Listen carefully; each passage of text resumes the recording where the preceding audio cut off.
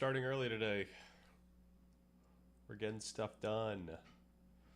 This is supposed to be the fun day as well, so we'll have some fun. And can I make? I think I can make markers now. Whenever I feel like I say something useful, so that's nice. Yeah, the main thing I wanted to do was this monetization plan, and then maybe we check out some. Well, I want to go into this r/philosophy thing, then perhaps also this guy. Maybe monetization, then this. Then we read through r/philosophy posts. Yo, James Blum, what's good? Yo, yo, yo. What is poppin'? And then maybe we just watch like, I don't know, TikToks or something. It's really YouTube Shorts. I'm curious how other people in the space do their YouTube Shorts, so that I can take notes and then watch videos. I guess, yeah, we could also watch videos. We'll do that at some point. Been AI coding for the first time today. Been fun. Ooh. What tool are you using? And yeah, I guess would you recommend? I guess it would either be one of the Anthropic tools, or Codex, or Copilot. Maybe one of those. All right. How do I go about this?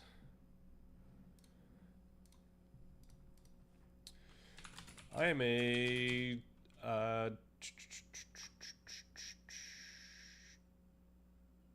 I'm a small.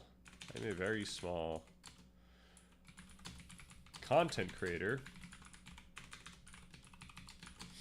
I stream every day on Twitch to on average, I don't know, 5 to 10 viewers per stream.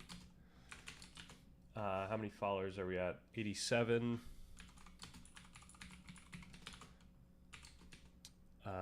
YouTube, what's our YouTube stats right now?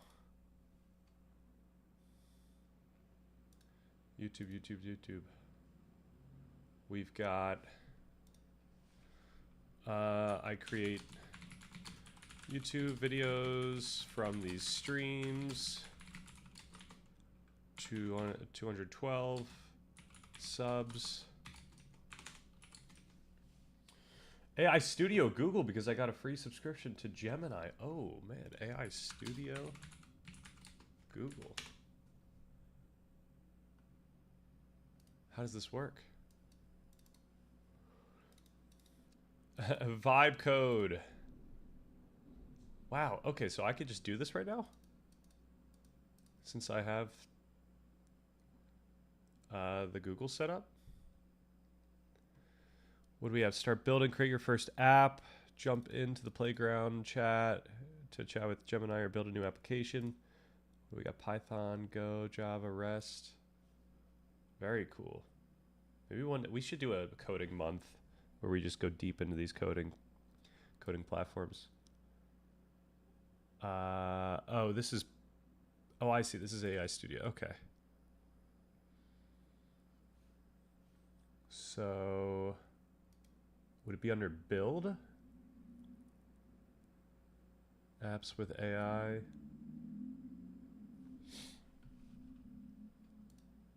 Or do you just kind of start here?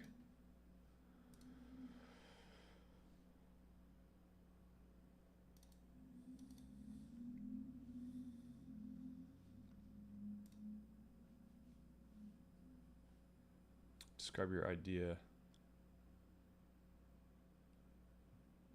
Huh. Interesting. Yeah, we could probably have a good bit of fun with that. I would definitely enjoy messing around with some vibe coding. Okay, what else do I want to say here? Stream every day on Twitch to that. From these streams. And I'm going to be posting YouTube Shorts and TikToks soon, which I think will give the channel the most exposure. I'm able to become a Twitch affiliate, but I'm holding off because I don't want viewers to have to watch ads. With that context, I want to discuss my monetization strategy.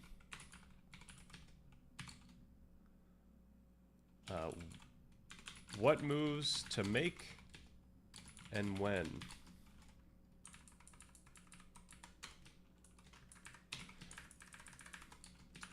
I want to be strategic about trade-offs, ensuring that the viewer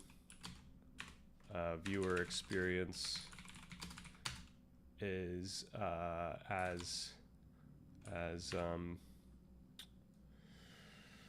what would be the word? As ideal? No, as not pleasurable. As good as possible. Heyo, what's good, Darbadom? Wait, nearly finished my reading. We'll be back soon. Hell yeah. Go get it.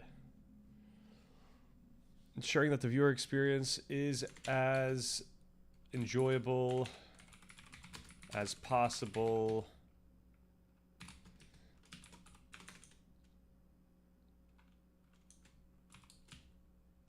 So, what is... Oh, okay, and also, it would be nice to be as efficient with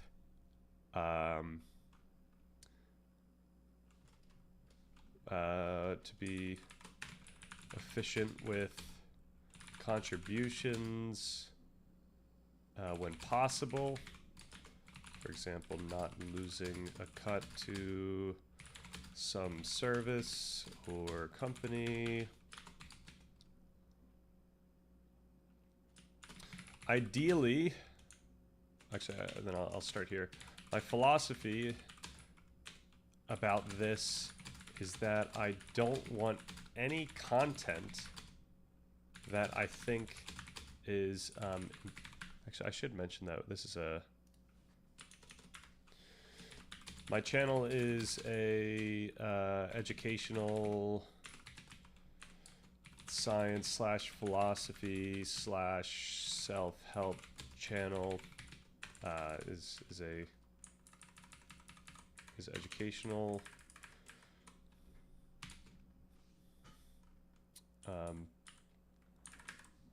Regarding monetization.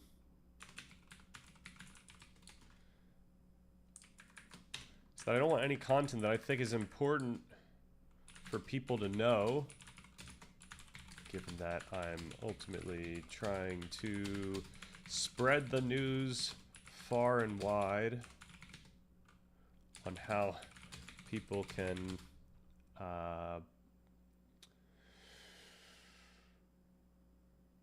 deliberately make their lives better.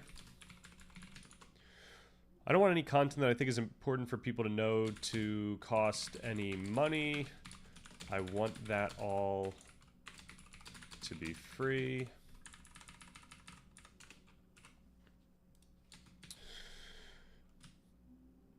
That said, I want to be able to work on this stuff full time. Replacing my job in at least to some extent. So we need some sort of monetization mechanism in place. What are your thoughts? Do you have any more questions? before considering a concrete strategy. All right, here we go.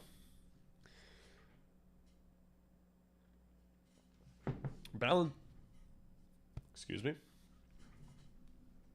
Balancing a mission-first approach, free education, with the pragmatic need to replace full-time income is a classic value versus extraction problem. To give you a rigorous strategy rather than generic advice, I have a few specific questions to help refine the logic of your monetization engine. All right, let's get some... I want to answer these right off the bat, so let's get some transcription going here. All right, the ad-free takeoff. You are holding off on Twitch affiliate to avoid pre-roll ads. However, affiliate status also unlocks channel points, engagement gamification, and emotes, community identity.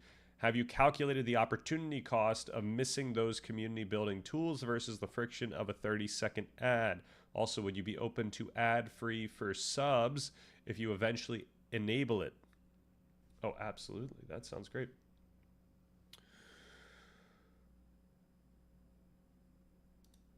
While I am holding off on Twitch affiliate, I think that there is some threshold of followers or people watching every day before we do become a Twitch affiliate. I would like to have the community features of channel points, emotes, subs, etc. And I would want to spend a lot of time making sure that those have meaningful benefits. Perhaps including the ad-free for subs. That sounds nice.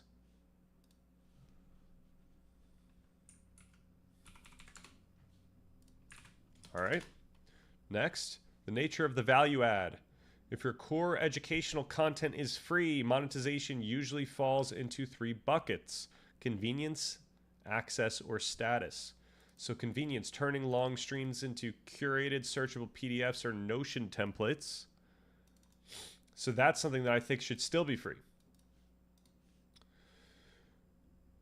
Then we got access, monthly Q&A sessions, a private Discord, or office hours. That's tricky. Okay, status, founding member. Okay, so status is definitely easy. Which of these extra layers feels most authentic to your brand without gatekeeping the core message?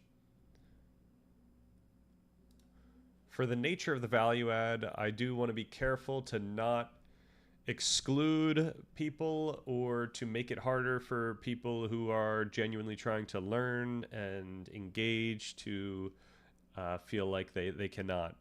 So the convenience idea that you mentioned and the access idea you mentioned, I'm a little less open to, though the status idea I do like. A good example of something that would be nice is perhaps if there was some extra community content that is on, for example, Substack, which we could have a paid subscription for, where I put something that is more related to the community. So maybe like community updates or like behind the scenes stuff, as opposed to the actual educational content, which I would like to be open and available for anyone. So then also, yeah, perhaps if there are convenience or access mechanisms that don't involve our main content or people's ability to engage with the community and engage with the content, then I would look at that. Status and cosmetics and aesthetics, all that stuff is totally fine. We just want to make sure that it's actually useful and people feel happy with those types of things. And then, yeah, I think we could probably keep considering other value add mechanisms. Also, there's a we should mention to this thing. Also, I know that other systems have setups where they allow people to choose their payment. So it can go from anywhere from free, if they want, to any amount of money that they choose. And that at least gives people like a reason to feel the need to donate if they feel like they're getting a lot out of the content. But if they aren't able to, then they can still get it for free. So that's always the thing to put in there.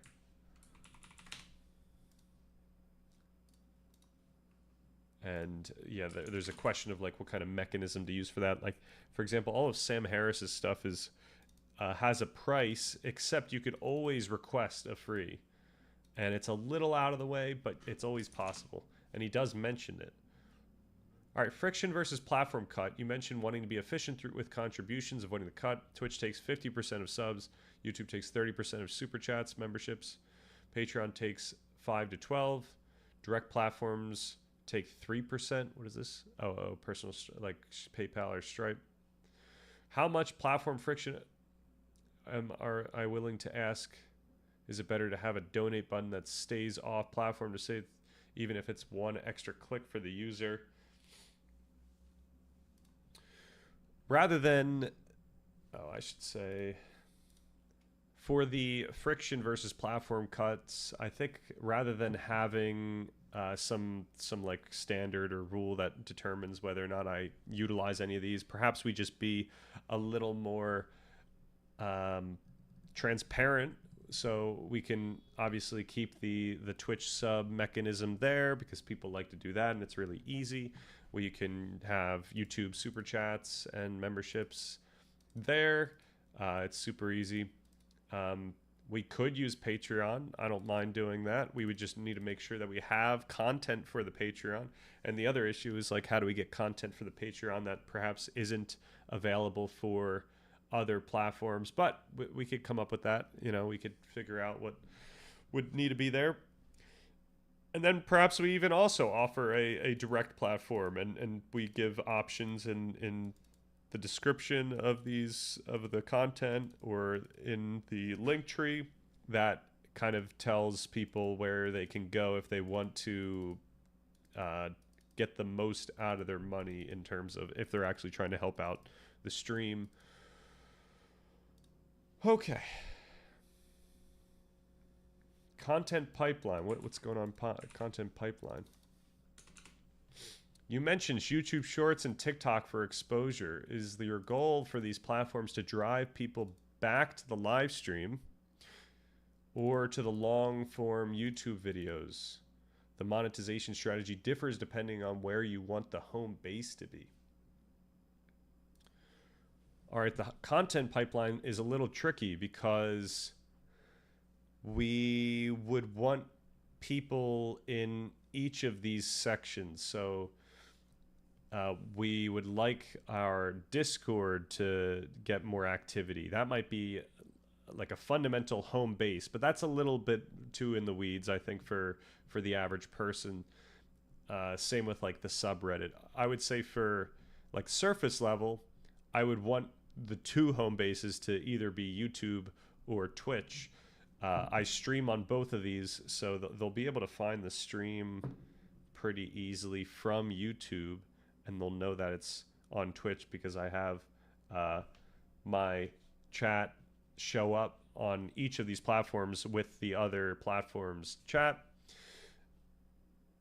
But it's going to be important that people get to the YouTube channel because that's going to be where useful videos are going to be taking place, and it's going to be important for people to show up to the streams because that's where the progress is being made and the sense of community. Okay. How's it going, Onion Helmet? Action clip plays. Don't ever buy no weed from the gas station. Air horns. Explosion. I appear with a white shirt. What is JP doing here? Explosion air horn. Today we'll be talking about following a path for life. Explosions multiple. Is this what happened in a dream? Is this your dream journal? I'm somewhat of a director. Oh, okay, we're making a movie. Hopefully, JP's going to be around long enough for the Stan JP movie collab.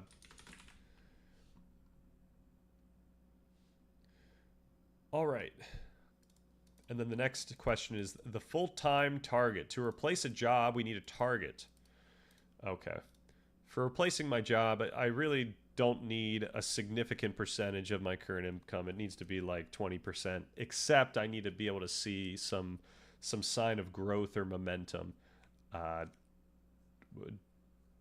with my emergency fund and with the chance of increasing growth, I think I would be totally fine with making that switch sooner, because I know how much more I'd be able to get done for the channel in the long term. It would be a significant investment.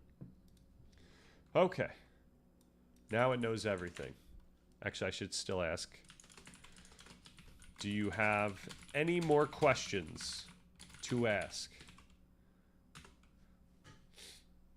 Oh, what does it say? Would you like me to draft a monetization map that bypasses? No, I don't. Okay, this is a sophisticated approach. You're essentially building a high trust, low friction model, which is ideal for educational niches. In science and philosophy, your product is your credibility and the community's shared intellectual growth. Gatekeeping that information would indeed be counterproductive to your mission. Given your preferences, here's a breakdown of how to structure your monetization engine to maximize efficiency and minimize viewer frustration. All right, the Twitch affiliate strategic pivot. Since you already meet the requirements, the question isn't if, but how to flip the switch. So once you become an affiliate, you can enable ad-free for subscribers. This turns a negative ads into a positive subscriber status. Twitch currently allows you to disable pre-roll ads for 30 minutes if you run a 90-second mid-roll. Okay, so this is kind of saying that anyone can show up, but if they're going to stay for 30 minutes, then they get the mid-roll, which might be fine. Like, is there anything that I really say that's that important midstream? Yeah, I don't know how confident we'd have to be before we start a like a front ad, like a pre-roll. But I also, like, when I'm on Twitch and I click on a stream and it's a pre-roll, I just click to the next one. So I don't know if we are so Greg. How did the end of the reading go? What meditation do I want? Meditation vid recommendations? Sure. Yeah, I just feel like people click on a stream that has a pre-roll and then they click to another stream, and that's no fun. When we're on Twitch, first of all, I wanted to check Twitch out right now because I tried setting my camera to 1440. I'm curious, does it even allow us? Yo, what? We're allowed a 1440? Look at this. We are moving up in the world. Can I do 4K? I'm gonna try 4K tomorrow. Oh, I'm trying to close this thing and it's not even open. And then what else do we want to try here?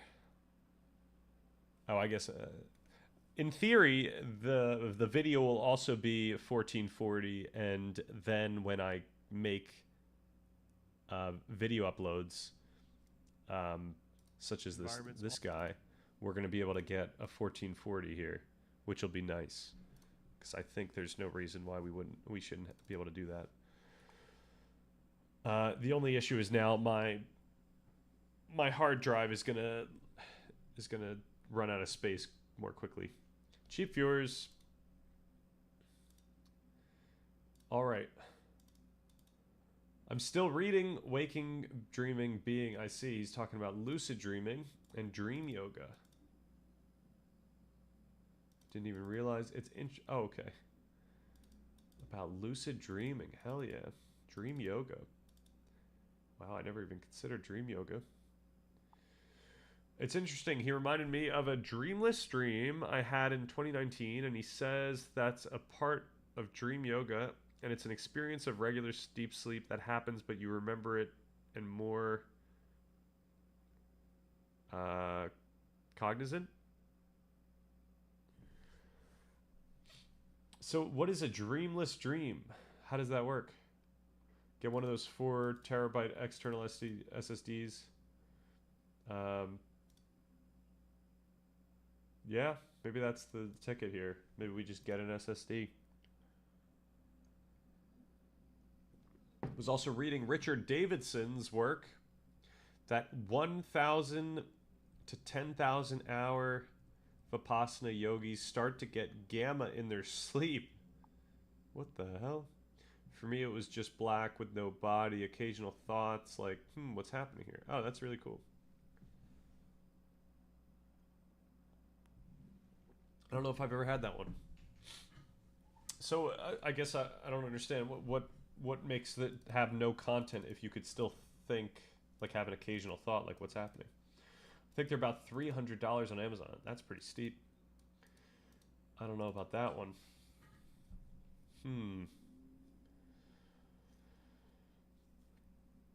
Maybe it makes sense. Only content was occasional thought. I didn't have a body. Nice. Okay. All right.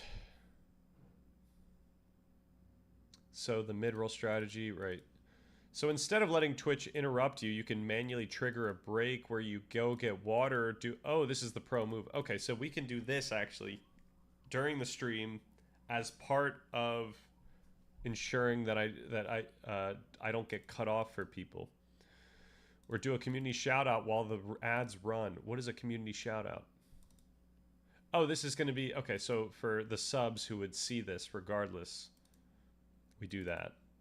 This keeps the educational flow uninterrupted for those who arrive during the main content, right?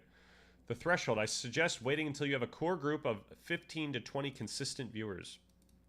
At that level, hype trains and community gift subs become mathematically viable social events that build momentum rather than feeling like a request for money to a small room.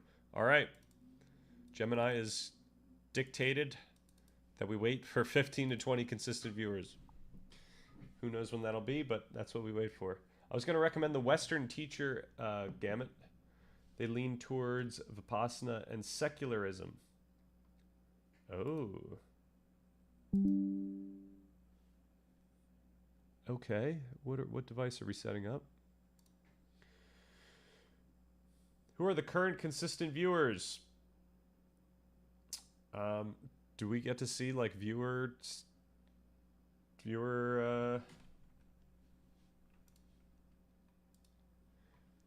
some sort of viewer leaderboard here? Community? Roles? Activity? Nope. Content. Is there not like a...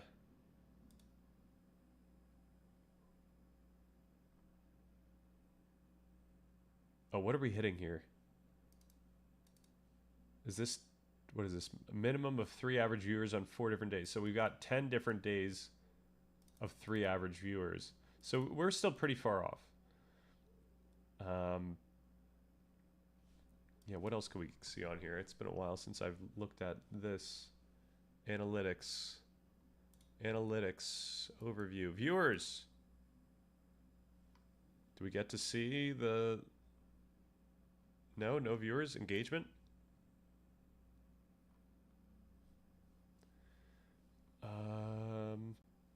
How is this not showing anything? Let's go... Oh, I can't do like a... Should we just do the year? All right, for the year, what do we got? Average viewers about 3 here. So I'm guessing we're going for like average viewers like 15. But why does it not tell us a viewer thing? Research, achievements, stream summary. Oh, what's the path to partner? 6. Oh, we need a lot more. Stream summary. Yeah, I guess they don't show a viewership.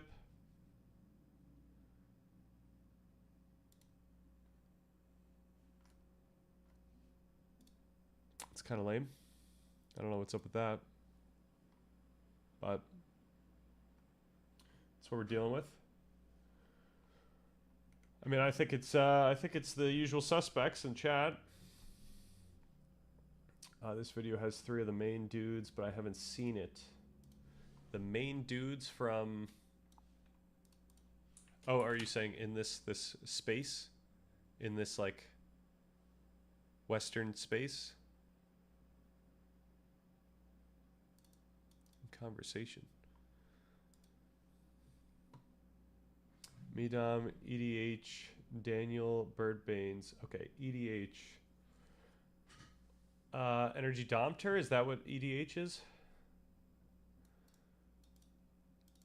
Daniel N, Birdbanes. I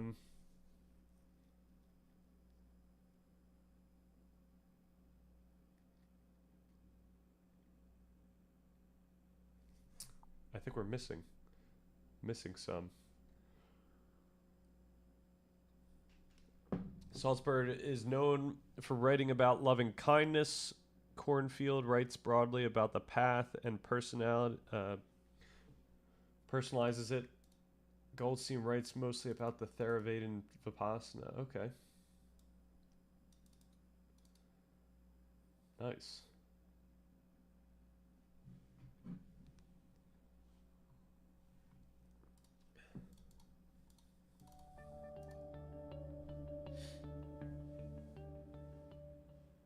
Adam asks, I'd love to hear how they feel their styles of teachings differ. Joseph, I know you mentioned that you all complement each other in your teaching, but Adam is asking, how do you see your styles of teaching differ? I don't know if that's an easy one to answer, but. Jack, what do you say?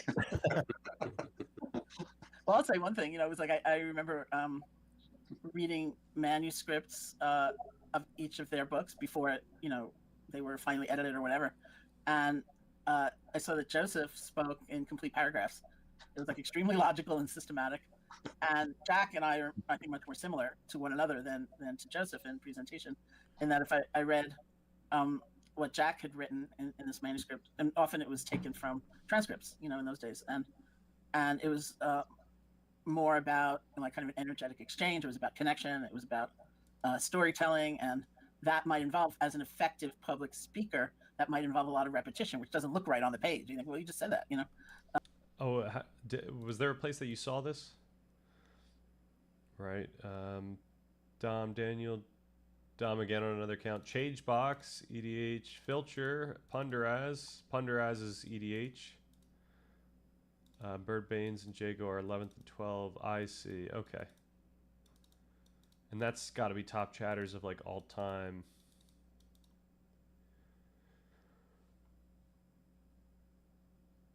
Wow, Birdbanes is coming up big in terms of being relatively new.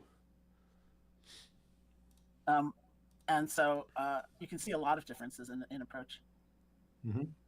I agree with Joseph that you really do complement each other. All right, I don't know if this is going to be too helpful because this is really just talking about their styles, and it's like inside stuff that we wouldn't even be able to appreciate. But I would like to, see what they say in their content, their usual books and whatnot. All right, the value add, the community layer. You mentioned Substack for community updates and behind the scenes. This is an excellent way to separate the message from the messenger. Right. So Twitch subs, ease of use, emotes, ad-free, YouTube members, status, badges. Substack, direct. Okay.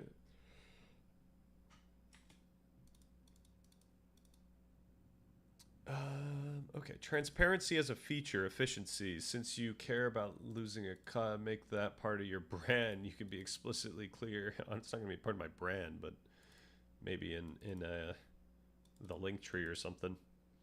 Giving people the logical choice aligns with that. The channel. All right, reaching the 20% income target. To hit that, you need high ARPU, average revenue per user. The founding member model and Substack or Patreon offer a founding member tier for those who want to see this become full-time reality. On your YouTube shorts, TikToks, don't ask for money, ask for email signups. Substack. Okay, this is, I don't know if I like this strategy of just going into Substack. That's kind of not ideal. All right, you're in the bootstrap phase. The most important currency right now isn't dollars, it's retention. Exactly. If a viewer watches you for 10 hours and never sees an ad, they are 10 times more likely to become a super fan who eventually contributes $50. The pay what you want model for educational PDFs or on a platform. Okay, but we don't do that, so I don't know. We'll figure it out. All right, I think that's enough money talk for one day. Let's get to the next topic. I think it's helpful to have a teacher you dig and then you're excited to learn and practice more. Yeah.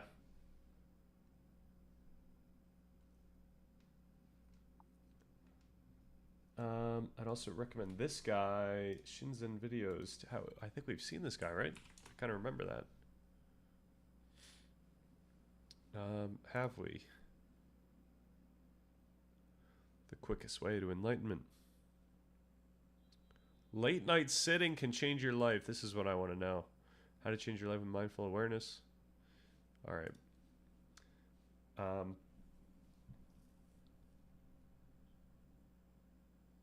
Buy a billboard. Where are we putting the billboard? We got one billboard. Where do we put it? And we can't choose like the sphere.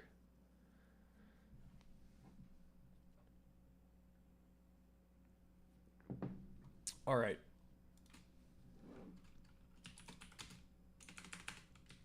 I heard that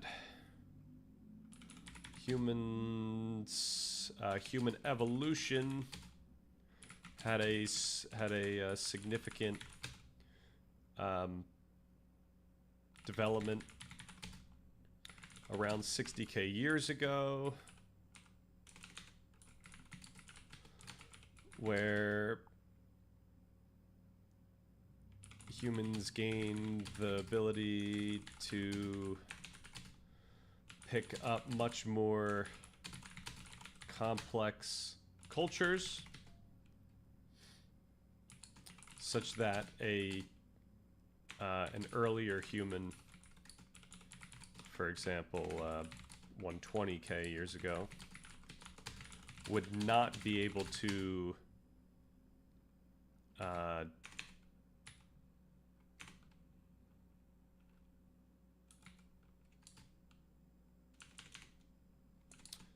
I don't know, inject it into modern society and simply learn the culture from even from birth. Hopefully that's clear enough. Can you tell me more about this?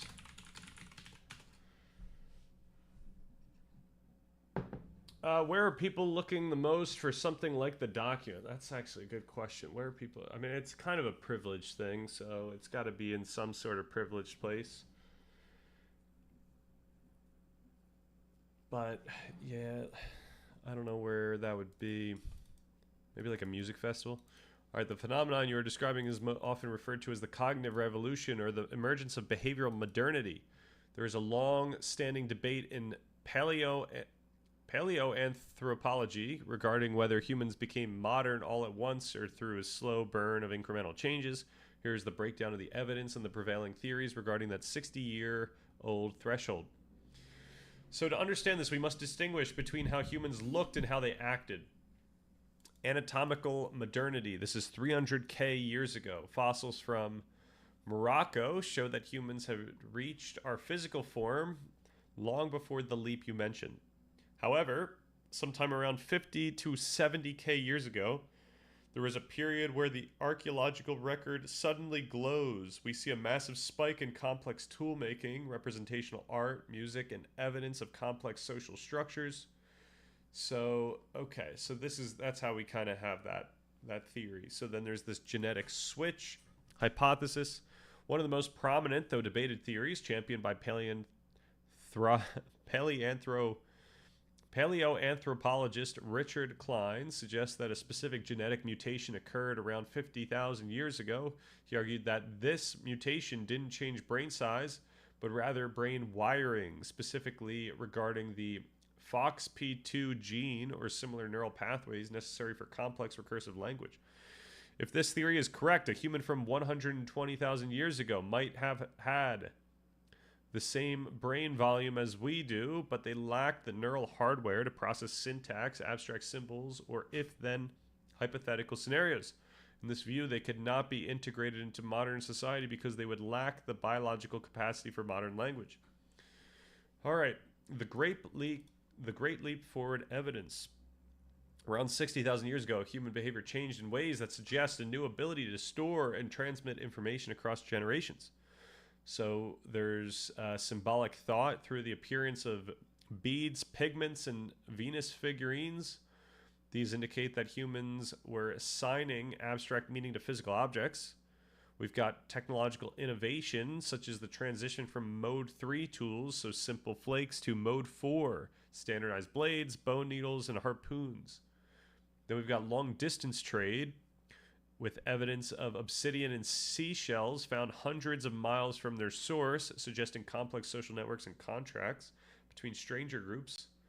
And then we got structured burials, intentional burial with grave goods, suggesting a concept of the afterlife or a formal mourning culture. All right, the counter argument, gradualism. Not all scientists agree with the hard boundary at 60,000 years. The gradualist school argues that behavioral modernity was an accumulation of skills rather than a sudden mutation. They point to discoveries like the Blombos Cave in South Africa, where engraved ochre and shell beads dating to 75,000 to 100,000 years ago have been found. This suggests that the software for complex cultures the software was already being written much earlier, perhaps, though it perhaps did not reach a critical mass of population density to stay permanent until 60,000 years ago. Ooh, so it might have had to do with dynamics of populations. Could a 120,000 year old human adapt? The consensus is currently split. The discontinuity view says no, they were a different cognitive subspecies. Their culture was static for 100,000 years because they lacked the capacity for cumulative innovation. But then there's this other view, the continuity view, that says yes, if you raise them from birth today, they would be indistinguishable from us. The reason they didn't have iPhones was environmental and demographic, not biological. So I have definitely said in the past here, like, I've said things along the lens of the continuity view, but perhaps I should be more careful because of the lack of evidence prior to 100,000 years ago about these types of systems. So who knows? It seems like we're not there yet. What is this? Is this an official Shenzhen bot?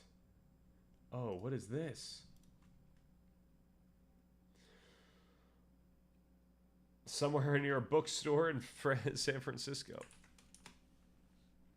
Is this going to just be like our... I forget what that guy's name even is. But was just talking to it. Nice. Okay. How should I respond to pain?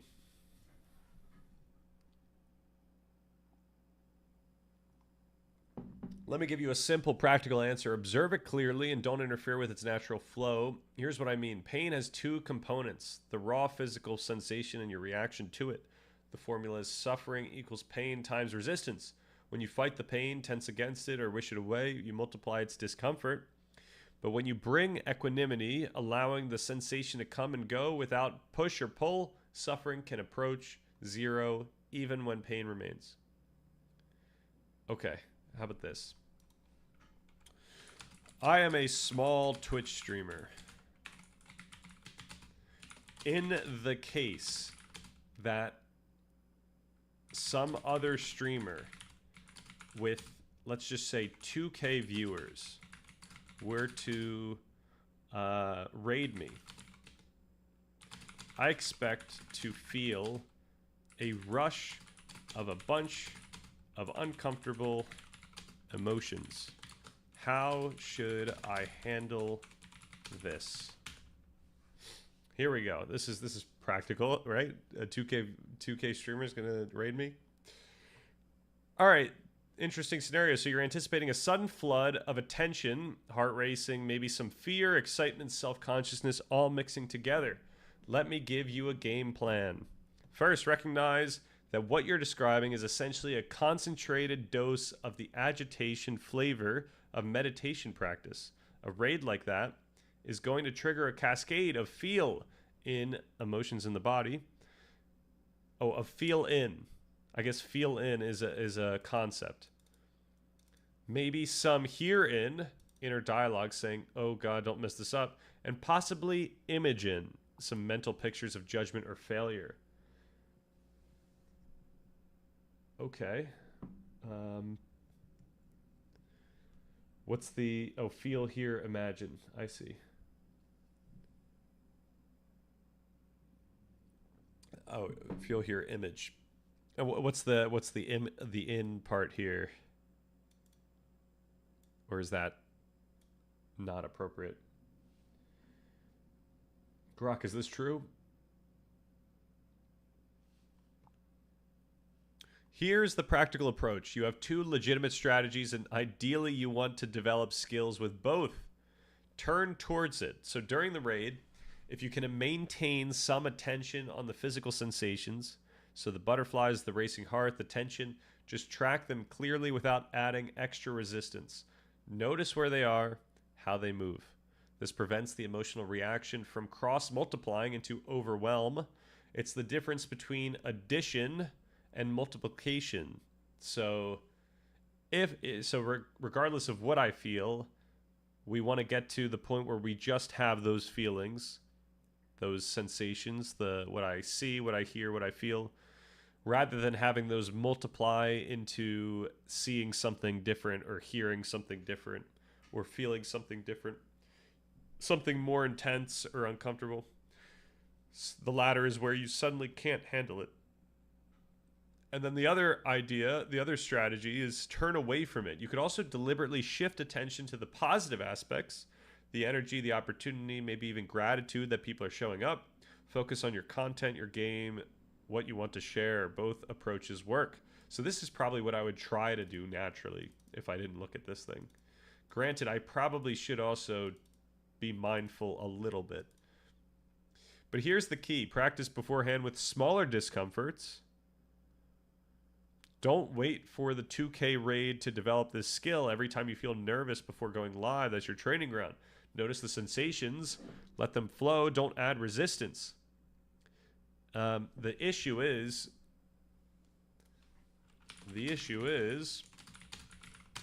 that I don't have many viewers right now. And I don't feel nervous before starting my stream. How can I emulate this feeling without having the opportunity to experience lesser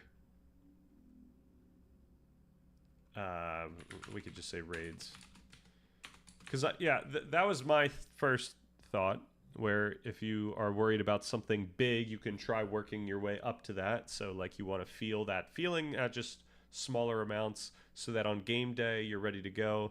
But if you don't have that opportunity, then what are we to do? But perhaps what we should do is seek out opportunities like this. So maybe I need to like start asking people to go on their podcasts or whatnot so that I am ready for when the 2K raid comes in. Feel in the form of, is what he's saying. I see. He is taking emotions and calling them feel or sensation, maybe. I don't know, but some use of the word like that, right? Gathering insights and reflecting. What AI tool is this? What's under the hood?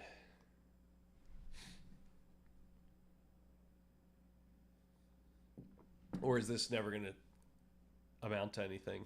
Have we broken it? No response. Okay, we've broken it.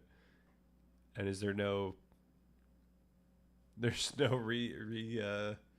retry. We could always do this. We could always just put the same question in and try retrying from this. This might work. Yeah. All right, excellent question. You need to actively train the system when you're not under real pressure. Here's my standard recommendation for exactly this situation. Expose yourself to emotive content that deliberately activates your subjective reactive system. The easiest way, use sound. Put on your headphones, close your eyes if you want, and flip through YouTube or streaming clips, things that trigger emotional reactions. Maybe clips of other streamers getting raided or situations where people are put on the spot, or even just emotionally charged content that makes you feel something uncomfortable.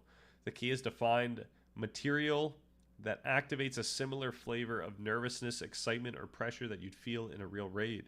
When those feelings arise, that's your practice moment. Track them clearly. Notice where they are in the body, how they move, whether they stay solid or start to flow. You're training yourself to work with activated emotions in a controlled setting.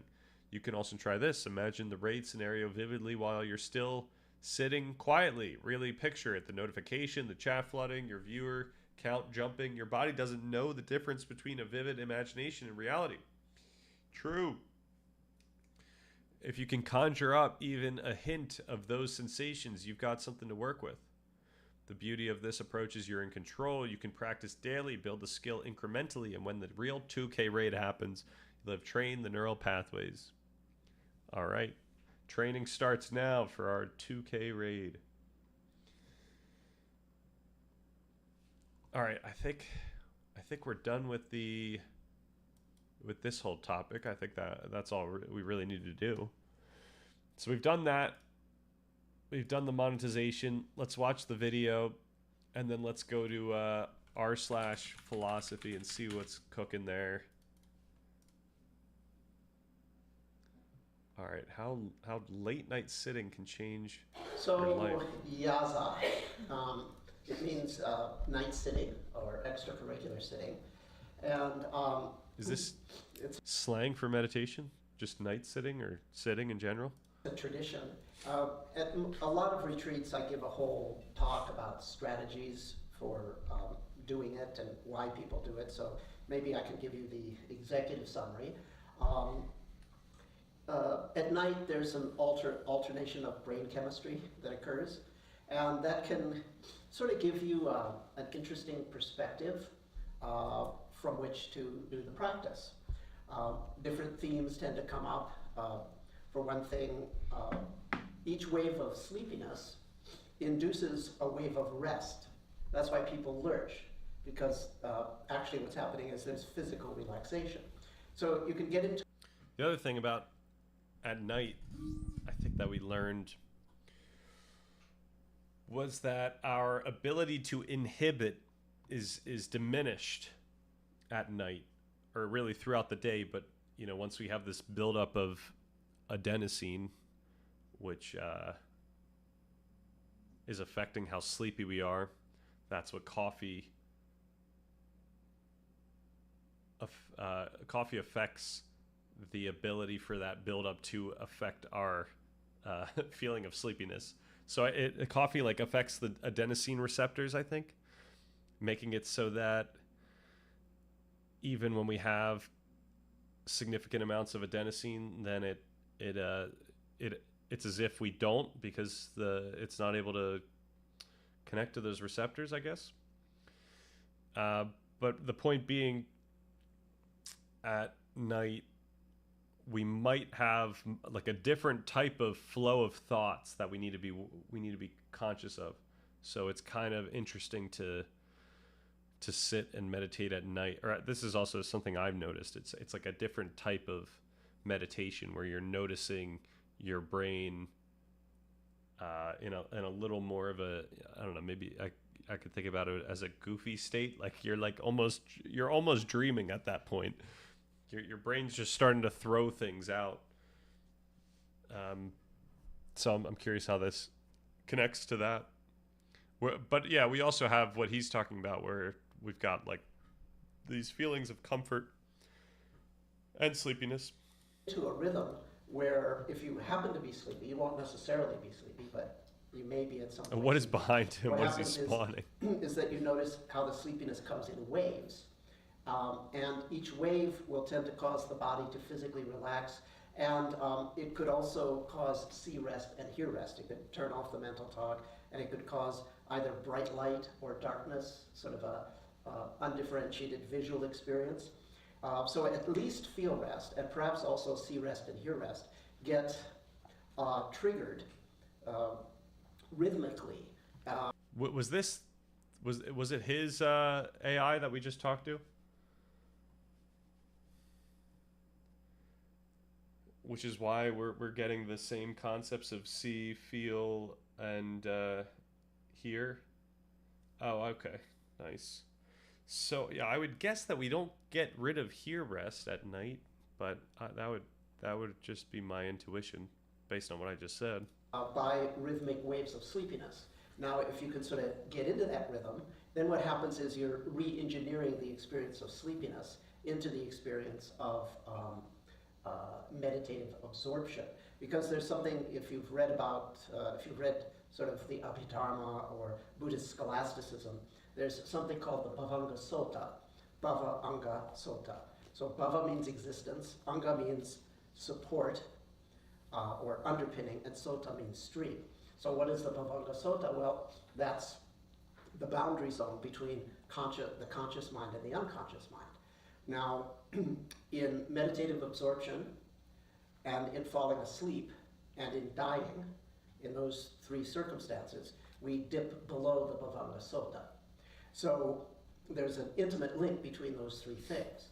And the ability to drop below the Bhavanga Sota and not lose consciousness is a big deal. In fact, to live and function below the Bhavanga Sota is to solve the koan that I'm going to give you, actually. I just gave away the answer. Living like ordinary life below the stream of existence would mean that you're alive in the unborn. You're functioning from the unborn. So all-night sitting is... This might be a little too difficult for us to navigate the array of idiosyncratic concepts that he's throwing at us. Very esoteric. Is that how we like? Is that what esoteric means? Just generally for.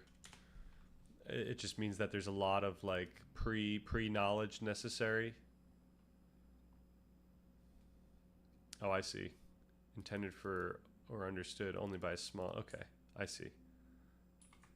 Is an opportunity to explore dipping below that boundary zone. Now, if you dip unconsciously, then you're going to have the Zen lurch, okay? But if you get into the rhythm that I'm describing, it will just take you deeper and deeper. Let's see if I can remember. Ani yashana velebi ir. That's how you say it in Hebrew. I learned that last time in Israel. Ani, I, yeshana, sleep, velebi, and, or but, my heart, my consciousness, ir, is awake. I sleep, but my heart waketh. It's from the Psalms. The Latin is ego dormio sed cor meum vigilant. And that was used as an ideal by the Christian monks in the Middle Ages, when Latin was the language that was used. The canonical hours that the monks keep. So would this be a little bit more of a mindful, non-sleep, deep rest? Like you're trying to really get to a place where you're, for all intents and purposes, your body and brain are like dozing off, but you still have that attention. It's still an active exercise. Which we still have remnants in our language in words like... Okay, we can skip past the Latin. So one way to go about that's used in Zen, and obviously also was used in Christianity, is to re-engineer the sleepiness thing. So one facet is, you can sort of ride it into these delicious restful states. Delicious restful states. Like a lot of practice. So I'm not guaranteeing that you will experience "I sleep but my heart waketh," and tomorrow morning be enlightened. NSDR Yoga Nidra, the Zen things say, yo, good morning, Burbanes. Take some sort of step in that direction. What is poppin'? Now I'm sort of convincing myself that I should join you. Look what Joshin's doing. She started that. She knew this was. She was shaking her head even before she knew that I was like convincing myself that I want to do this. Or is that the name for it? For well, now you probably think Zen. I'm a whip, right? That I can't do it. Well, prove it. It's like the army, right? Sir, could you do that? we are watching whatever we want. Recommendations. This is a Shinzen Young. This is a actually, yeah. How would we describe this guy? What facet of meditation is he? Is he specifically Zen? Scientific name, I believe. Oh, Hypnagogia is the scientific name for NSDR Yoga Nidra. Right. And he's talking about doing some sort of mindful meditation when you're really, really sleepy at night.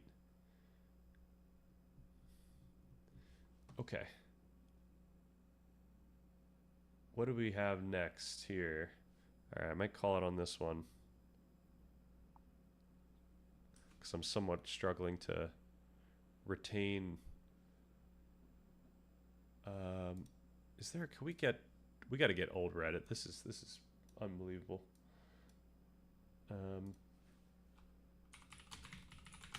How do we get onto old Reddit? Is it just old.reddit? Yeah, but why is this huge?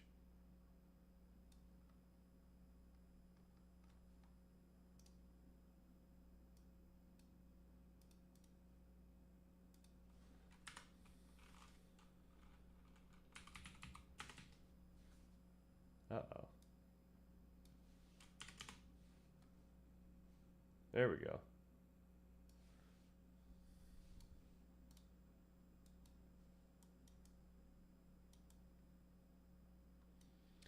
Okay, yeah, why is this absolutely huge? Top, how long has it been? A year? Is a year good?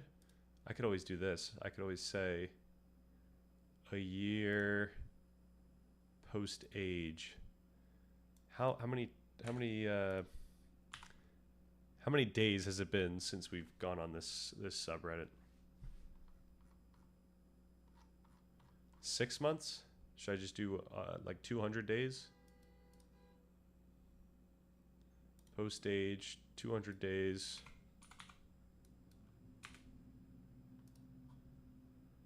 And yeah. I'll do that. Yeah, trained in Zen, I believe. He was some sort of monk. Okay.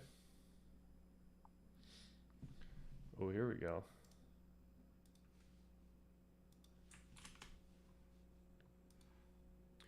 Who are we really? Richard Lang. Music? Very nice. An experimental approach. 16 years ago. Okay, does he... Pointing experiment.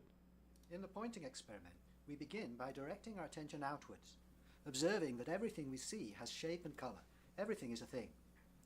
Then gradually we direct our attention closer to ourselves, until finally we're looking in, at the place we're looking out of, to see if we also have shape and color, to see if we're things at center or no thing, capacity for the world. Point at something in front of you and notice its color and its shape. It's a thing. So is this kind of like Sam Harris's like notice its color and shape. look at the looker? Now point down at the floor.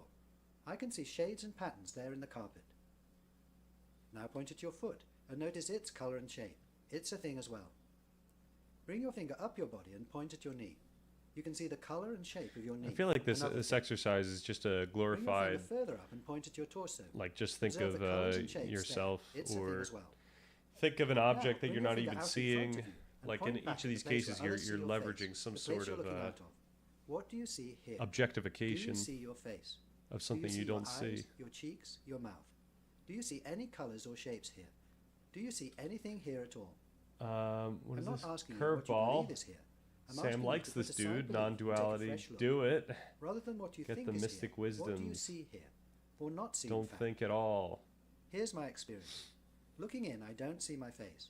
I see no eyes here, no cheeks, no mouth, nothing at all.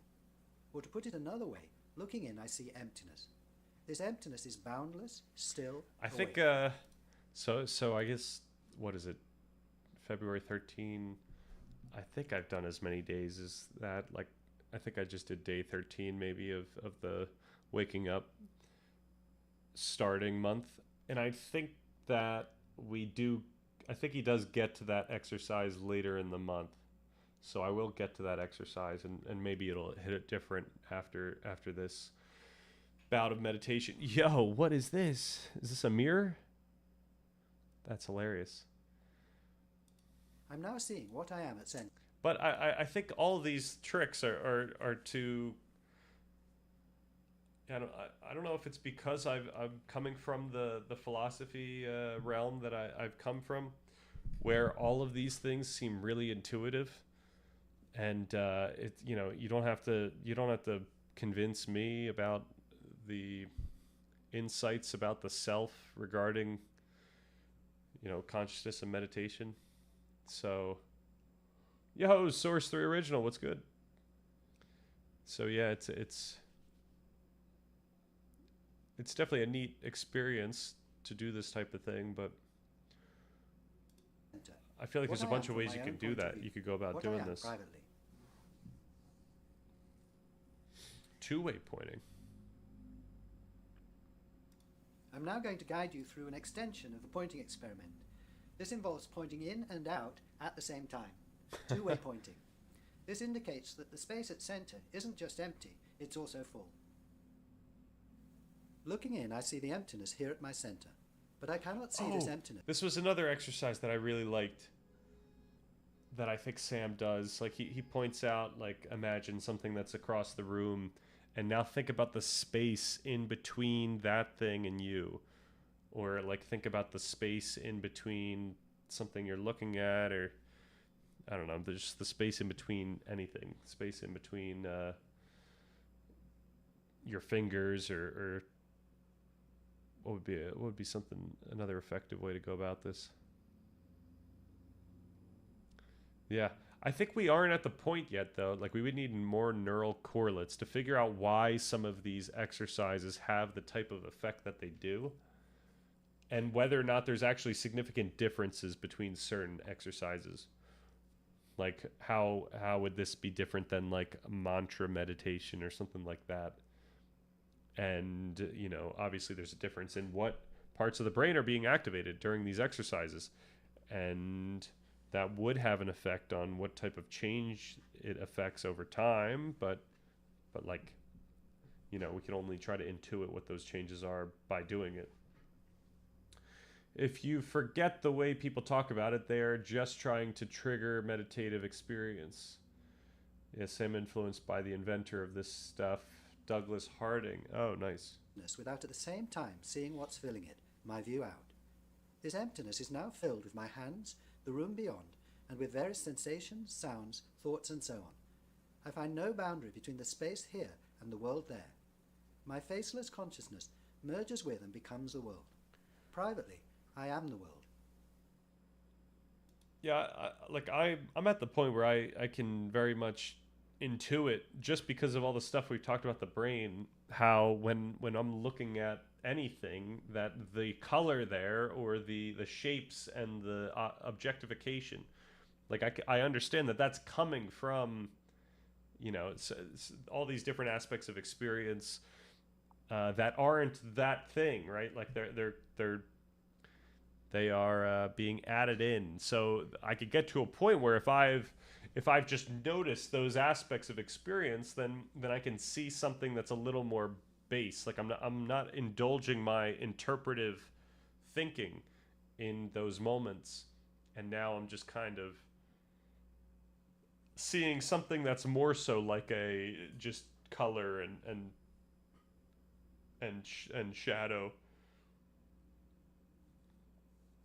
but I certainly haven't like reached, the point where I think Sam literally talks about just take in all visual stimuli as equal in some sense, as just that.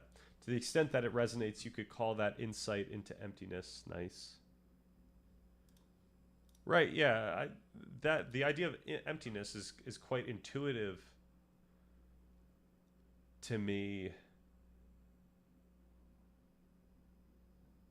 given what what seems to fill up the space of consciousness most of the time.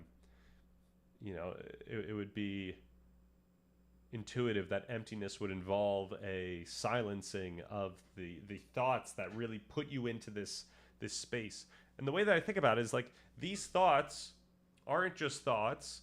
Like these thoughts all carry with it some affect or some other aspect of experience that you can't even have those thoughts without getting the extra feeling from those thoughts.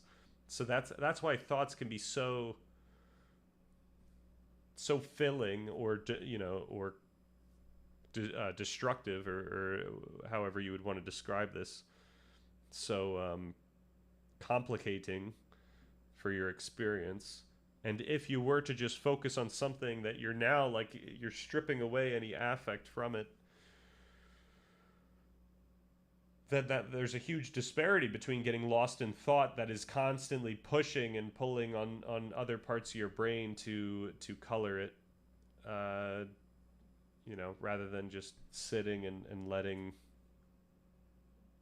anything show up and just paying attention to it, so that it strips away any significance or any trigger to have more thoughts that will trigger more things. So you're kind of halting the chaos of your usual thinking, which involves a ton of just signals competing, and then that leads to a cascade of other types of experience or other signals. Thought it also considered empty is a big topic. I don't perfectly understand it all. Thoughts, you mean the wordy ones? Not necessarily. Perhaps words are always necessary for those types of thoughts, but they're not always conscious. You're not always having conscience speaking to you level thoughts with words. Sometimes you just get into a visualization of what's going to happen in the future. You're thinking of this thing that you can see in the future, and maybe you're getting excited about it, or you're not. You're getting nervous about it.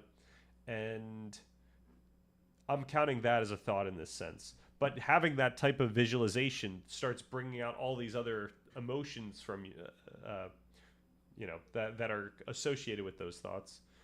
And that just puts you down a spiral where you're really just beholden to whatever procedure this usually causes. It's kind of imagine it's just an automatic loop or procedure that goes in a direction, and sometimes it loops. And this type of mindfulness can kind of halt everything. It can kind of say, all right, let's not follow that procedure. Let's notice it and let's chill out. Don't forget, not all thoughts are articulated, right? There are those that flash by quickly, and putting them into words takes effort and plenty of time. Think a painting is a word 1,000 words. Painting is 1,000 words. Unconscious thoughts for sure. Yep, absolutely. Yep. And then what I'm trying to get at is, chances are the parts of our brain that do end up contributing to our conscious experience of thoughts are still being leveraged for the sake of some sort of sequential procedure, yet they don't become conscious.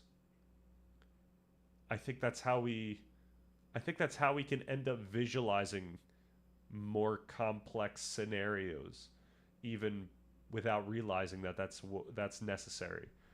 Like I think that our understanding of language allows us to have more complex non-linguistic thoughts. And perhaps the language is just there to connect those sequences together, and then you can, you kind of habitualize those sequences such that you can then experience that type of sequence without having the linguistic parts of the brain operating. Like maybe that's the case. Maybe it's like linguistics allows you to internalize more complex thoughts, but you don't need the linguistic parts of the brain to operate for you to experience those internalized sequences. I'm not sure. This is getting pretty in the weeds and certainly past what I know. Can I post a link to demonstrate? Absolutely. Let it rip. A two-sided life. Of course, we remain aware of our public identities, of what we look like to others and to ourselves in the mirror. I'm aware that for you I'm Richard, and I identify with Richard. I identify with my face, my body, my name, my age, my thoughts and feelings, and so on. In other words, I'm aware of living a two-sided life. I have both a public and a private self. You can see my public self, but my private self is hidden from others. It's an inner secret. However, I believe that if you look there where you are, you'll see your private self, and you'll see that your private self is no different from mine. I don't think that we each have like access to our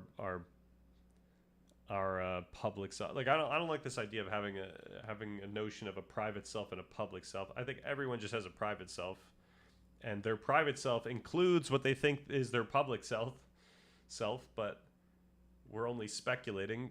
But certainly what I think is public for me is not what people privately internalize about me. And once again, each person is privately internalizing something different about me.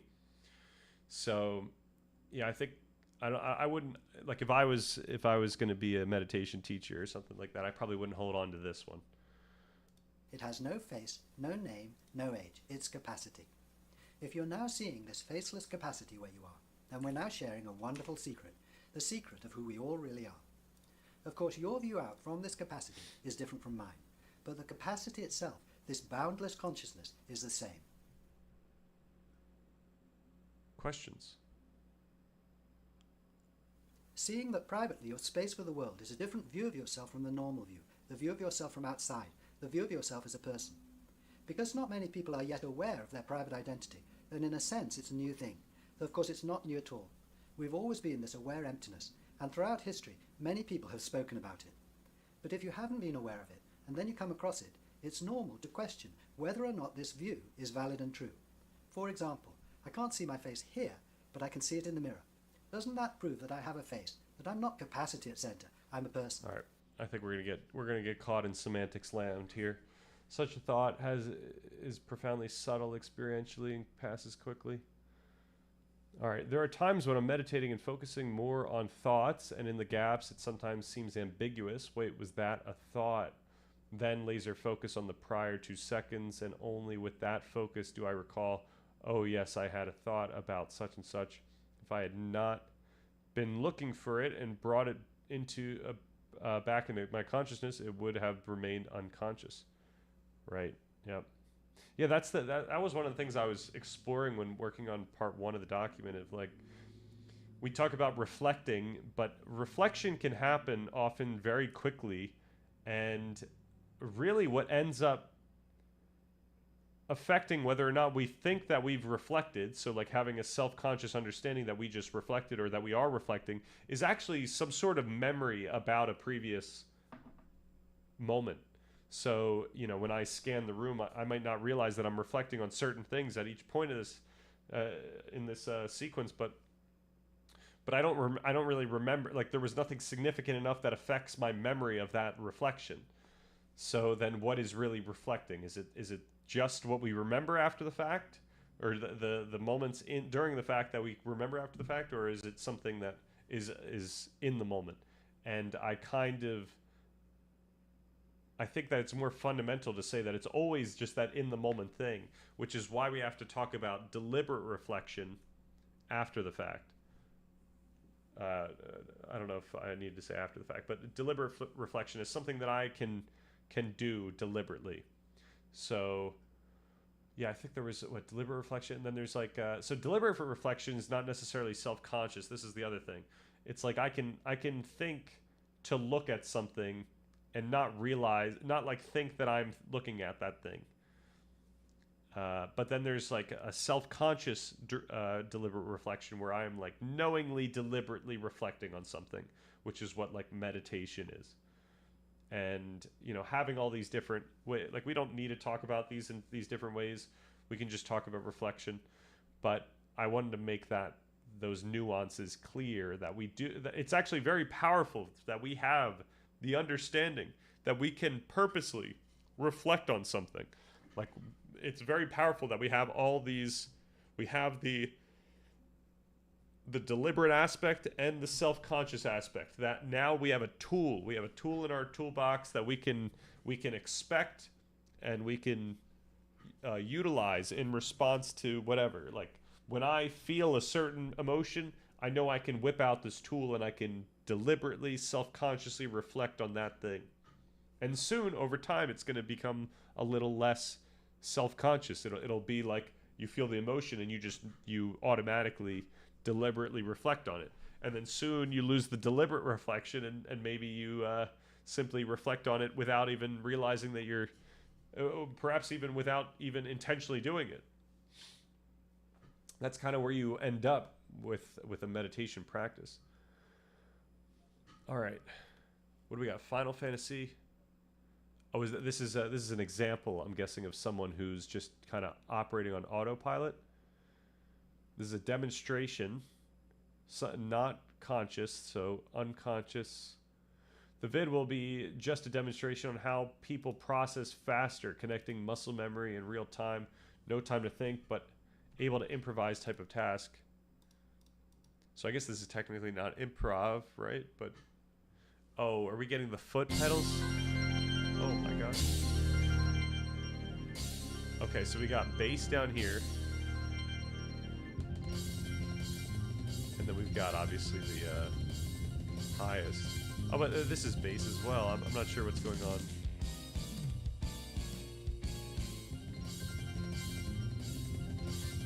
I've seen Domi and JD Beck.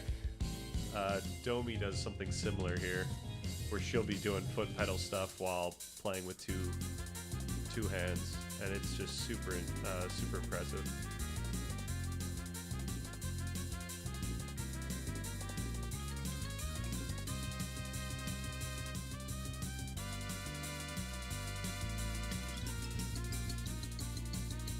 Oh, this is the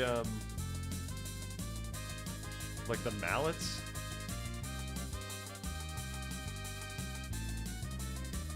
Oh, okay, wait a second. She's changing instruments by using this right pedal. She's changing the instrument for her left hand while she's hitting this right pedal. And that now it's back to the mallets. And now it's two different.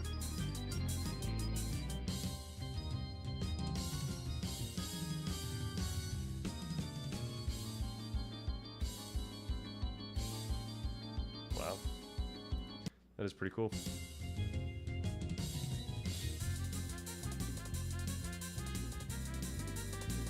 Admittedly, I never played these Final Fantasy games, so I probably can't appreciate the nostalgia of these songs.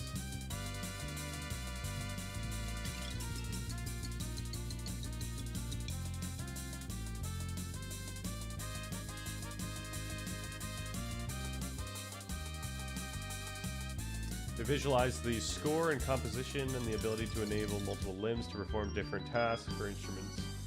Right, and similarly, like the there was a recent video of that kid who like learned more. No, he learned how to make. I don't know if it was multiplication or if it was like all kinds of math operations. He was able to do a lot of math operations really quickly, and his hand was doing the what's that? Something Alba something. Some tool that allows you to do those math problems really quickly, but he didn't have it with him. He was just doing the hand movements, and that was kind of like an embodied cognition type deal. though. I think we read something that maybe doesn't even help. I'm not sure. The kid was doing it anyway, so maybe it helped them. British accent, but doesn't reference Wittgenstein. Interesting. Who are we referring to in that? It's easy to think about thought as like a phone call or a radio station, when in my experience it is more layered, subtle, varied phenomena. Yeah, I like to think of thought as the most broad type of experience you could have. It's almost anything that you can notice. So it's almost like a idea of an objectification of experience, whatever that subjective experience could be. So it can be a feeling, and just the fact that it's manifested in your consciousness, such that you can actually look at it as an object, or as some discernible thing, some noticeable thing. That counts as a thought in my mind. And it's not that there is a right way to think about thoughts. It's just that when we're talking about this mindfulness meditation, it's really useful to think about the most base abstraction of what you can experience and notice in your experience. They are conscious, feeling rhythm, listening for improv and minute changes, but putting these into words and demanding changes in that thinking mode is impossible. Visual thinkers with compositional improv and multiple limb delegation are conscious of what they are doing, but able to do it so much faster. Watch the legs and hands and how they predict rhythm and awareness of where they are in the performance. No, not autopilot. The organ has timed changes to instruments.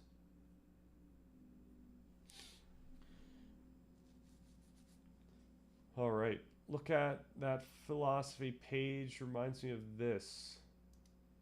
Looking at, this philosophy page. I see. What is this? This is Miara IRL. American Redditors on their way to colonize an apolitical subreddit. Very nice. Very nice. Is this quite political here? Is that what we're saying? Okay. This is r/philosophy. Complacent. Okay, we don't care. We don't care. The ancient Greeks invented and warned us. We don't care. Billionaire wealth. Researchers argue that current mechanisms of control in AI and big tech. I don't think we care. Emotions are not the enemy of reason. Uh-oh, this is what we care about. Though I think we looked at this, but this is 21 days ago, so we haven't looked at this. We may never be able to tell if AI becomes conscious, argues philosopher. True. Why intelligence doesn't improve reasoning. Okay, this is cool. Let's figure out what's going on there. We don't care. We don't care. Nice. Okay, we're living in it. Broicism? What is broicism? All right. Argues that science cannot explain, explanation how brain produces consciousness. As a telling example, scientists cannot even understand the synchrony of 30 neurons in a lobster's stomach. Explaining our brain's 80 billion neurons is beyond our reach. Right, I would argue that requiring us to understand how 80 billion neurons work in order for us to make conclusions about consciousness might be a little fallacious, perhaps. All right, the philosopher asymmetry argument suggests that in virtually all cases it's wrong to have children. Okay, we don't care. Meritocracy is improved by affirmative. We don't care. Why an abundance of choice is not the same as freedom. All right. Dostoevsky saw that the science-worshipping nihilists missed what they missed. Human beings aren't predictable machines. Any theory that tries to reduce us to rational logs ignores the deep contradictions, freedom, and mystery at the core of human being. All right, we gotta skip past that one. Human exceptionalism lies at the root of. Okay, stop pursuing happiness. We don't care until part 3. Oh man. Self-interested, charismatic figures. Yep. Billionaire, you say emotions are not the enemy of reason because you feel that way, Redditor. Quite ironic. True. That Joe Folly neuroscience video was really good, by the way. Did we watch it? Or is that something that's still in our watch later? We did watch it. No, we looked at the summary. And I think I agree on a lot of those points. Stoicism plus brolosophy equals broicism. I see. Like top 10 Marcus Aurelius quotes for Sigma males at work. The modern problem with consciousness largely is articulation.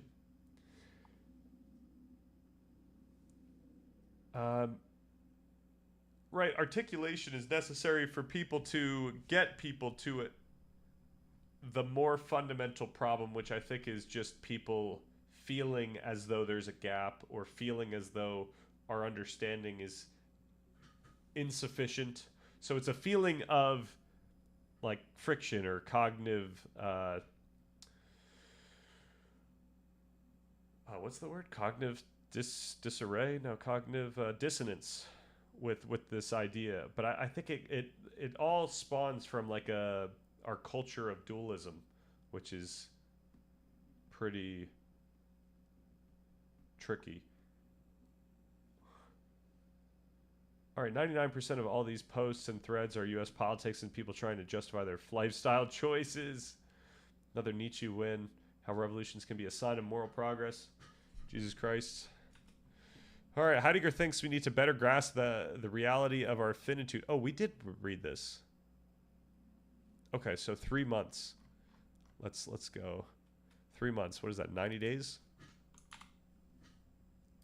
Heidegger. No Heidegger. All right, we're chilling. Motions. Okay, we may never be able to tell. Yep. Oh, no, maybe we didn't. Maybe we... So many ads.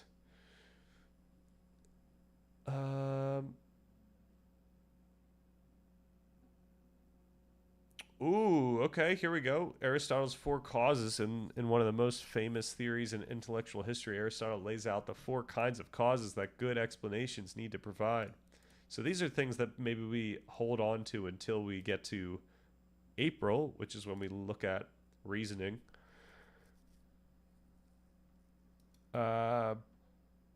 Pluribus and the Drowning Child. Oh, I actually do want to read that.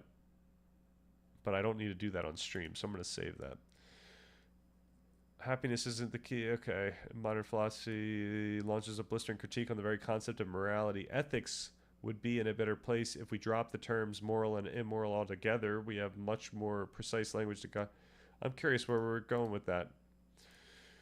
We often think of changes as something that doesn't exist coming into existence.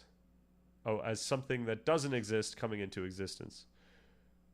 Parmenides thought that this means that change is impossible. Okay. We don't care about that. Inescapability of altruism. I think we do care about that. The world ends, but capitalism, bop. Nietzsche argues finding oneself means identifying with, letting it guide one's life, since these laws reveal one's authentic needs. I don't know. What is evil? What evil is, from a philosophical perspective, a material breach of the moral contract without justification. All right, maybe that's interesting. I'm not sure. What is going on here? Is on trial for his life. This is value because he knows. Okay. Dystopias is philosophical reduction. Okay. Oh, we're at like 100 points here. We can probably call it. Was there another subreddit that had interesting stuff in it for us?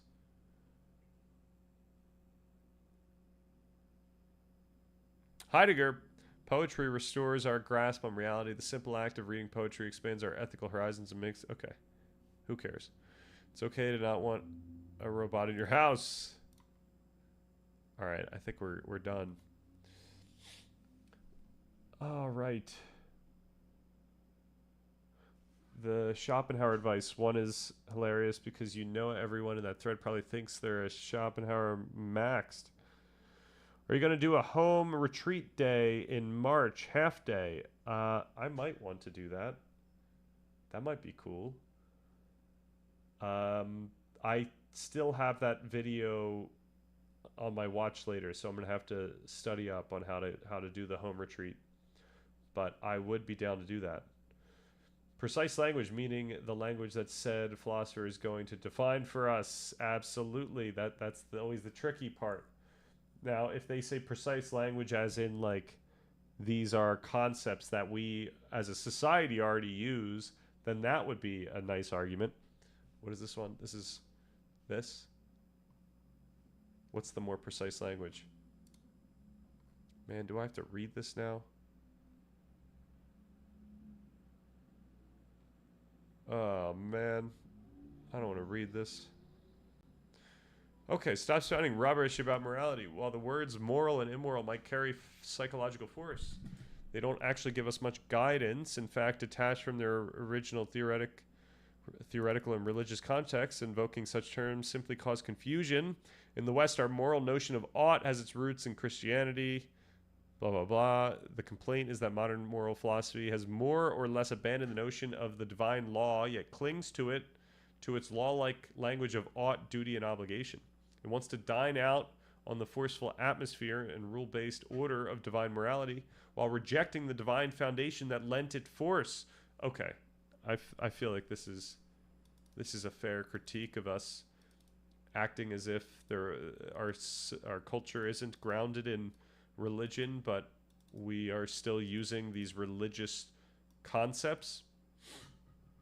But instead of abstract universal moral principles, philosophers could take inspiration from the pre-Christian notion of ought wielded by ancient thinkers like Aristotle. Just as a plant ought to get sunshine and water in order to flourish, perhaps there are things we ought to do in order to live a flourishing human life, rather than try to force a foundationless top-down view that we must all live in accordance with some universal higher law. We could think more in terms of a bottom-up view, that we behave in ways that are conducive to human flourishing.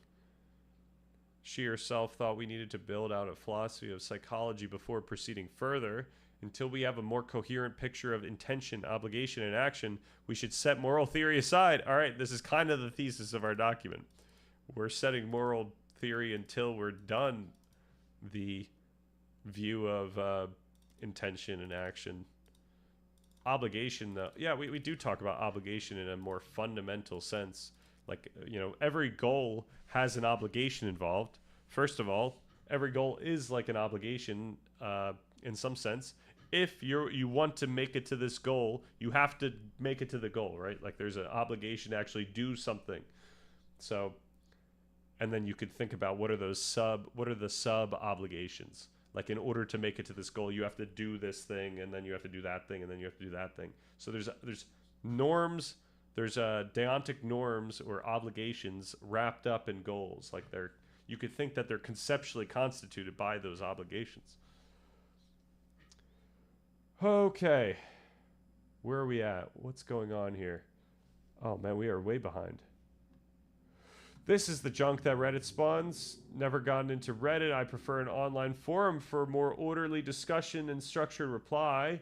Participated in one about 10 years ago, but the site got hacked by a former mod, and all that remains is an empty shell now. Former participants fled to different forums, but none was good enough to replace what we once had. Maybe we have to go to Less Wrong, see if they're talking good stuff. Or we just find more Substacks. That would be cool.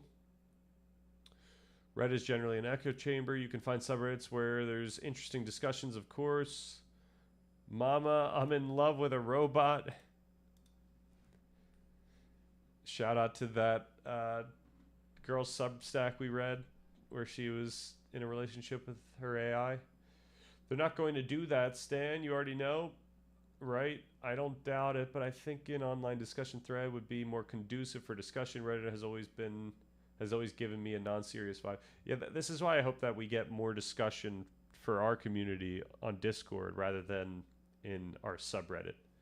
For our subreddit, I think it perhaps is just like, here are things that people can check out. Like this is like a resource sharing place, but then maybe discussion about it we would want more so in the Discord. I'm not sure. I'm sure these things will have a life of their own. The more academic subreddits would be good for that. This is literally just Nietzsche and virtue ethics. Right? Right. Thanks for the Discord shout out. All right. It is kind of a ghost town, though, so sorry about that. That doesn't mean give up on ethical judgment or thinking that anything goes. It means questioning whether the abstract language of morality, derived from an abandoned conception of the divine law, actually hinders more than it clarifies our thinking. For instance, philosophers can and do debate the definitions of morality endlessly. Meanwhile, we have a whole host of virtue and vice terms in our disposal, the definitions of which are already clear. Okay. So rather than talk about moral and immoral as abstract, we might as well use the concrete terms of virtues. Is that what's going on here? Virtue ethics? Is that what we're talking about here? All right. Let's call it a day on that one. Except, do we want to see the responses? I found her approach to virtue ethics very helpful on an individual level, in combination with the existentialist prescription to recognize the importance of an individual commitment to values that I want to live by and present to the world through my actions.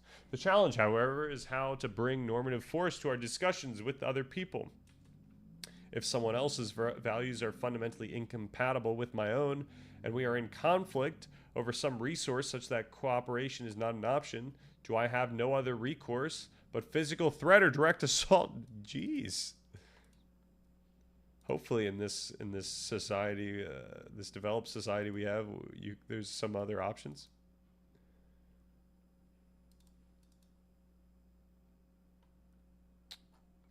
Yeah, this is trickier. I don't know. I don't know if I feel comfortable just getting rid of concepts. Like, we just don't know the ramifications of getting rid of concepts from normative social fields.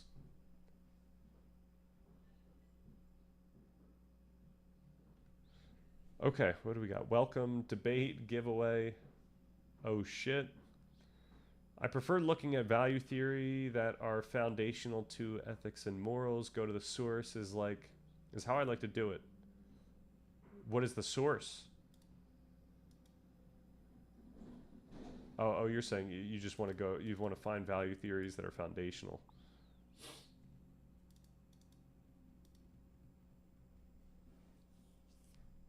Like, are we talking Mesopotamia here? Are we talking Mesopotamian texts?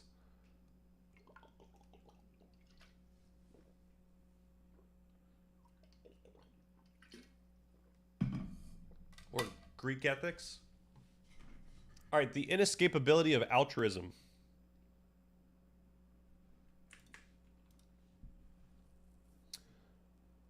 This isn't Substack. This is a Substack lookalike. Or this is a Substack. Why does this look exactly like Substack? Is this what happens when you pay? I'm not sure. All right, most of us spend most of our time thinking about our own lives. We want to be comfortable, healthy, successful, and respected. We care about the well-being of people close to us. We may perform acts of charity or experience indignation on occasion, but only when we feel compelled. In the absence of such compulsion, the suffering of a stranger does not register as a priority. It's not that we wish them harm. We just don't think about them much at all. Right. Our conscience is not attuned to other people's struggles. And yet moral systems keep insisting we should. We're told each person's well-being matters equally, that we ought to expand our circle of concern far beyond ourselves and our loved ones, even to people on other continents and to future generations. Well, yeah, this is how, spreading the word like this is how you get other people's consciences to be tuned in that way. Like, you need to advocate for your morals so that other people feel as though they are objective, even though they are simply socially spread and subjective at the end of the day.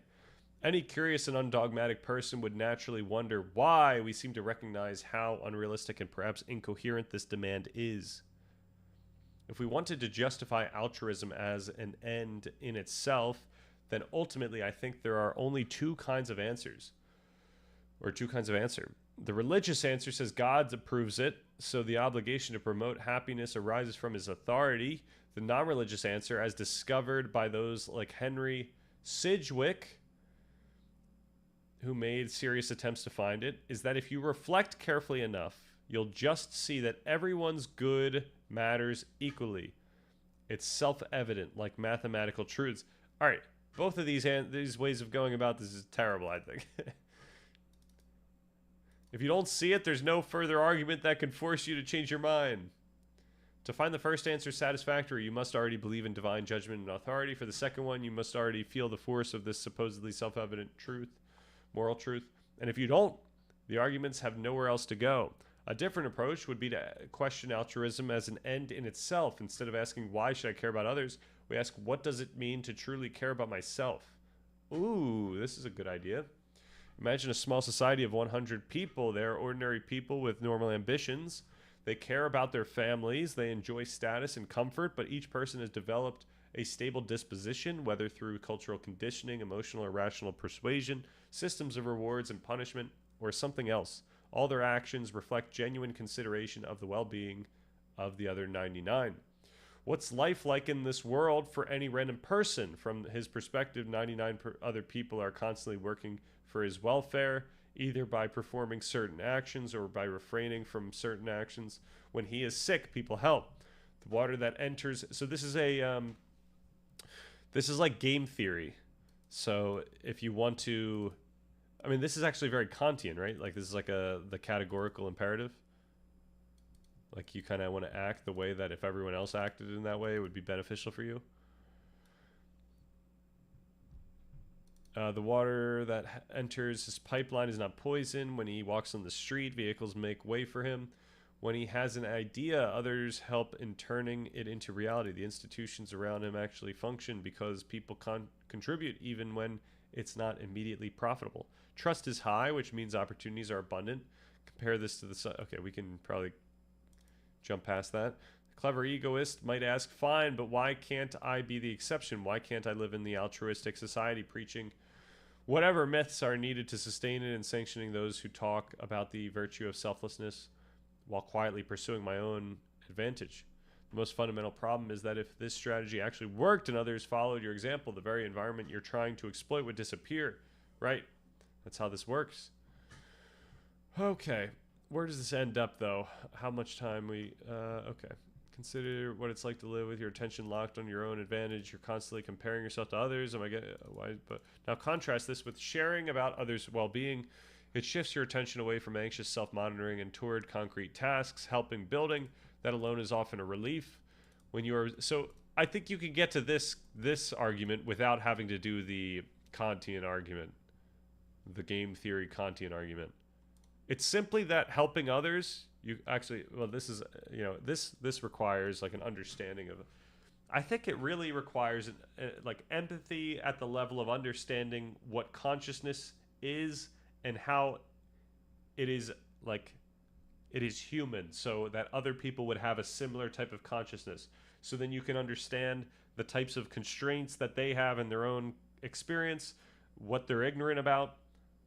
You could consider how different their understanding of the world would be. So this level of like empathy from knowledge allows you to start considering what might make them have a less difficult life, or a less painful life, a less unnecessarily painful life.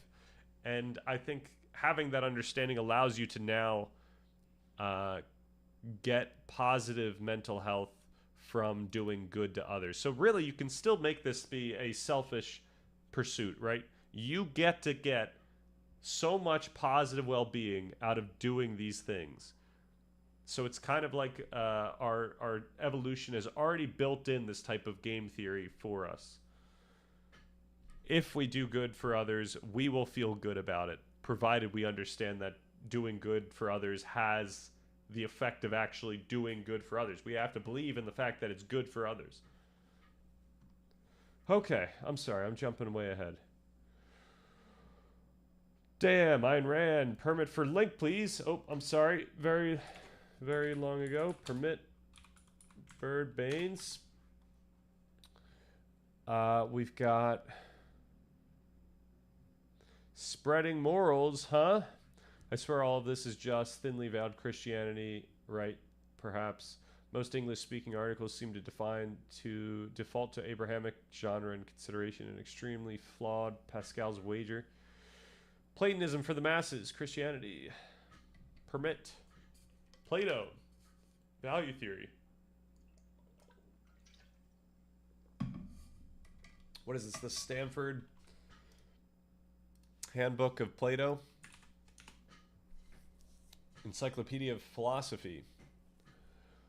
Okay. It's used in at least 3 different ways in philosophy. In the broader sense, value theory is a catch-all label used to encompass all branches of moral philosophy, blah, blah, blah, blah. In its narrowest sense, value theory is used for a relatively narrow area of normative ethical theory, particularly, but not exclusively, of concern to consequentialists. In the narrow sense, value theory is roughly synonymous with axiology, which can be thought of as primarily concerned with classifying what things are good and how good they are. So, for example, whether objects of value are subjective psychological states or objective states of the world. Okay, right.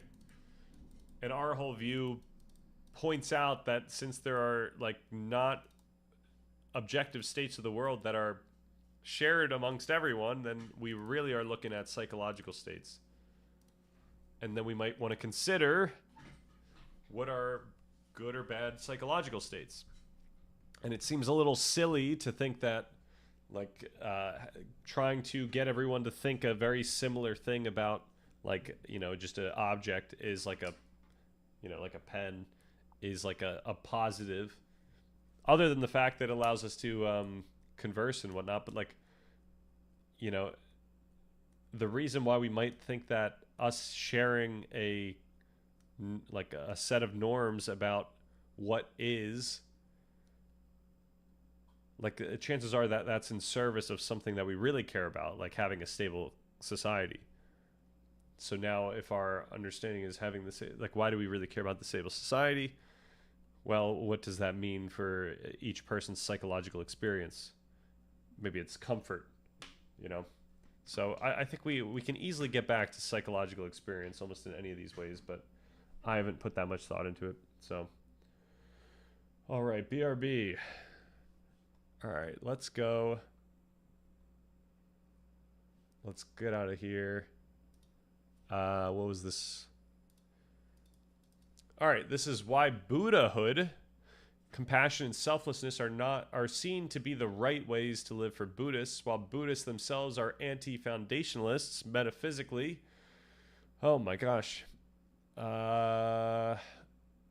Nagarjuna would famously reject the possibility of there existing any inherent non-dualistic good or evil or right and wrong in an independent absolute fashion as part of his anti-foundationalism, and would famously show that there isn't the slightest difference between samsara and nirvana in the ontological sense, and that one isn't better than the other. That doesn't mean that despite one not being absolutely different from one another, conventionally and structurally they do not have differences.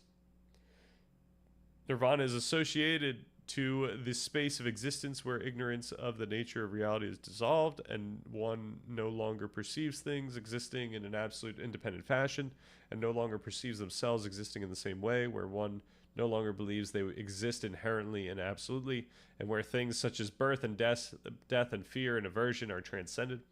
That is the self-realization of emptiness. Once this is truly realized, one no longer sees oneself as separate, and one's identity is also transformed. Since limited selfhood is transcended, compassion and care and love become natural, and the shift in our behavior follows. Okay. The interests of others are no longer seen as the interests of others because no real other is truly perceived, all being part of the same empty reality. It is the right view because in this view, ignorance ceases. not because it is ontologically privileged. We find similar. Okay. I think this still discounts underlying cultural understandings of what is good and what is right. I don't think there's any way of going about morality just semantically. You have to ground it in like, yeah, not just subjective experience, because then you might ask, like, why are we starting with a subjective experience? We have to ground it in just evolution. Like, you have to ground it from the get-go, and then we have to point out that evolution created these mechanisms for subjective experience, and also evolution led to equilibriums of social interactions, and then we might want to consider whether or not there's there's an effect on the norms that the society carries, or the behaviors and the psychological states as some part of allostasis across a culture, some sort of social regulation. Like, we'd have to go in that way, and then we could point out how morals are obviously culturally contingent, and they have been developing over time, and they lead to societies that survive. Like, I mean, we kind of already did all this in part 1, but we're going to have to do the same thing in part 3 when we actually get to the, what might be the morals that are the way to go. Granted, we really don't care about what are the right morals in part 3 until, I think, the epilogue. I think morals we're only going to think about in terms of how they can help you live the life that feels rewarding. But maybe it's not possible to do one without the other. Like, chances are you need to know that lore in order to appreciate why morality even helps you out, or why it makes you feel good. Value theory assists in understanding the core foundations of behavioral science. Why we do what we do when we do it requires us to establish and understand what motivates us. The positive and negative value that we assign to matters and subjects determine this. Value theory helps in that regard. Right. It's nice to, even though we can always talk about this stuff in terms of regulation and evolution that I just mentioned, and emotional regulation across people, we want to be able to conceptualize and objectify values that we're seeing, right? Like, and this was a Jordan Petersonism. Like, you notice the behaviors, patterns of behaviors, and then you objectify or conceptualize what the values are from those patterns of behavior. And that's kind of how morals come out from the bottom up. So, this idea of fairness is something where we noticed what people like, or what helps keep societies alive, and then we say, fairness. Now, granted, there was a lot of development that leads to a concept like fairness, but and how is it subtly being applied in training AI? Whoa. Yeah, the AI stuff is going to be really interesting, because even though we can try to conceptualize what values we have under the hood that leads us to what we're doing that we think is moral, we're going to always miss the full essence of like what morals we have internally. Like, what morals we're acting out based on our literally based on our salience network, based on our homeostatic regulation. Like, there's so much going on that affects these things. So it's going to be hard to train AI based on just articulated virtues, because we're not grasping the extent to which we are operating in some moral normative field. If anyone is interested in the convergence of history, philosophy, and literature, I recommend the channel Pierrot. To allow for AI to perform unassigned tasks, you need to give it structure where it determines what are positive/negative to itself. And that's what I think people are finding out. Like, you need to have some sort of salience system for AI. All right. What do we have next? These are all okay. This one's for reasoning. This one was for reasoning. This is morality again. Oh man, this is another Substack. What is evil? A philosophical perspective. Summary. Oh, nice. Beautiful. Evil is a complete breach of the moral foundation among humans grounded on freedom and reason. All right, so this is already starting off saying that there is a moral foundation that's like static, which, you know, perhaps you could argue to be the case, in the sense that certain morals will, first of all, arise from human dynamics, but two, are the most suited for successful societies. So that we could just assume that's what he means there, or what they mean. I don't know who's writing this. She, or is this AI? I'm not sure. A material violation of another person's agency without justification. That's actually a nice way of saying this. It's almost like a preference utilitarian view, or at least a preference virtue view. Evil goes beyond immorality and illegality, as evil violates the very values that ground such frameworks to terminate it completely for the evildoer. It is an existential threat to others' freedom with complete disregard for reason.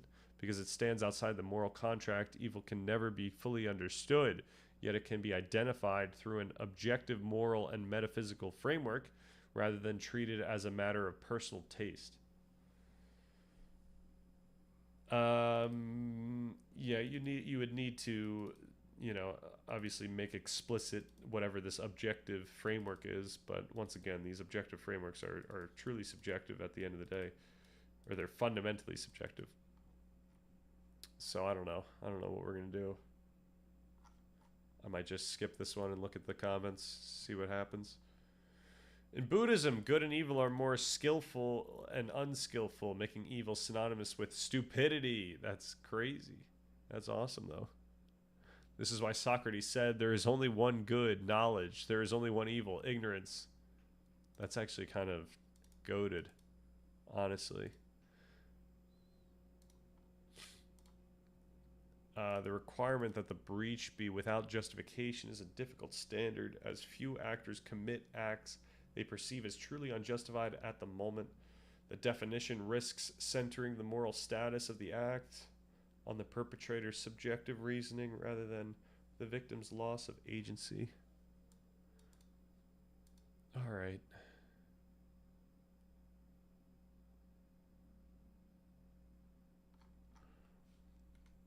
And then what was the last one? We've got this one, but we already know where this is going, I think. Emotions are not the enemy of reason. They are rational responses shaped by our values, and emotional development should be about learning how to reason with emotions rather than controlling them.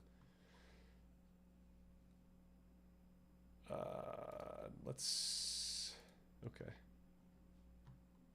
Emotion is often portrayed as a threat to rational thought.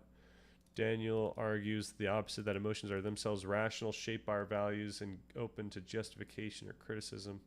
This, I don't know if this is actually going in the right direction that we would want to go in. Like, I don't know if this is going to capture the nuance. But let's see. Somatic. Nope. All right. I think we're going to skip. But this is probably going to be useful regardless. Maybe we should just hold on to it for a later day. Emotions are rational. That was going to be my my thumbnail title. Okay.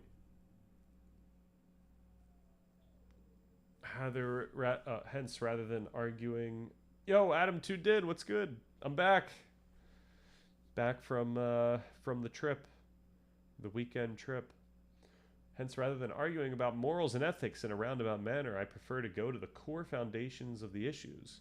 Value theory is how I prefer to approach almost all matters.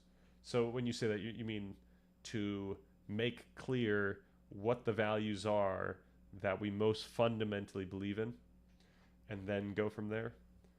And this requires, you kind of have to persuade in a sense. You have to make the case for why these are the values that we care about in these discussions.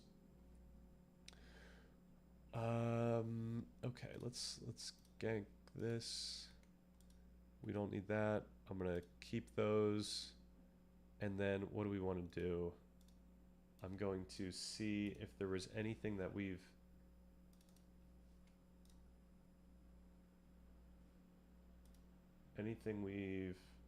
put in our watch later. Which of course, we've got a GACT video. We should have started with GACT. But this is just the best. When you find yourself in a memory. Alright. Oh, I want to do one of these Beth Upton videos. What is an instinct? Came out 4 days ago.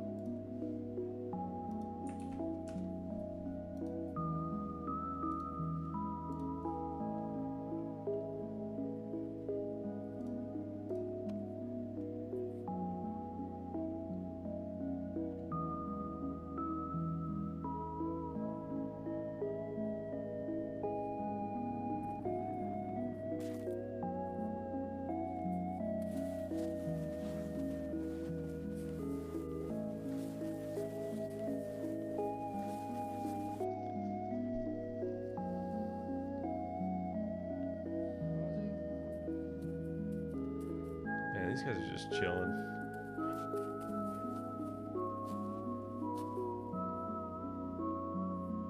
It's gotta be so fun to be like a dog in snow.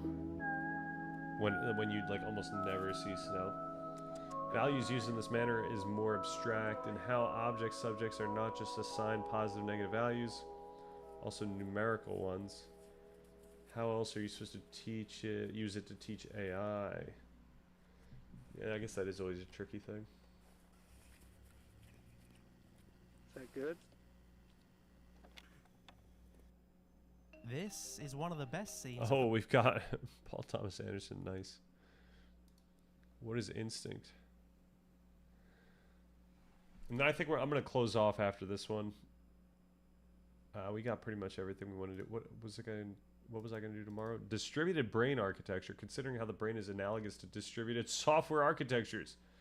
That's going to be fun. But we could also just, after that, this shouldn't take long. I was just kind of curious if there's like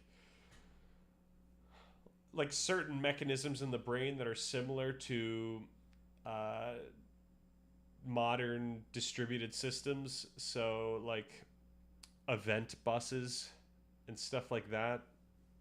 You know, like what are the analogies to be made here?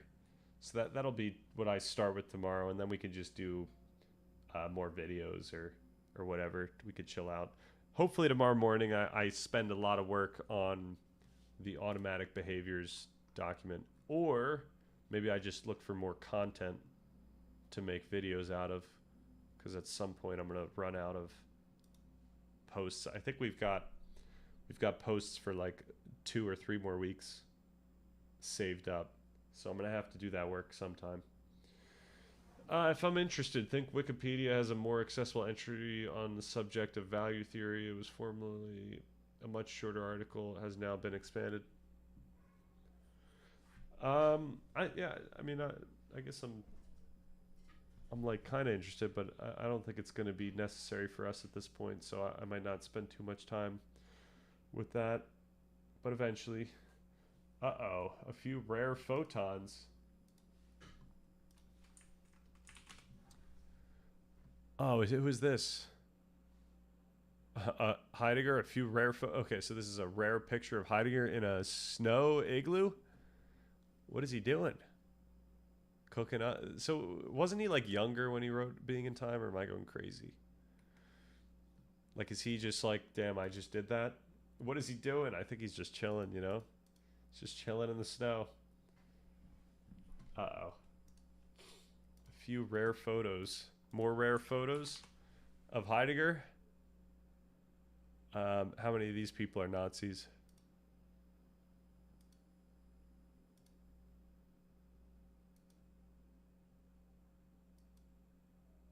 What is going on here?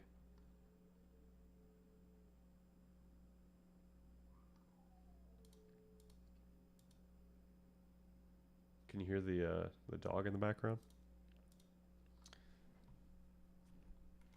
I think my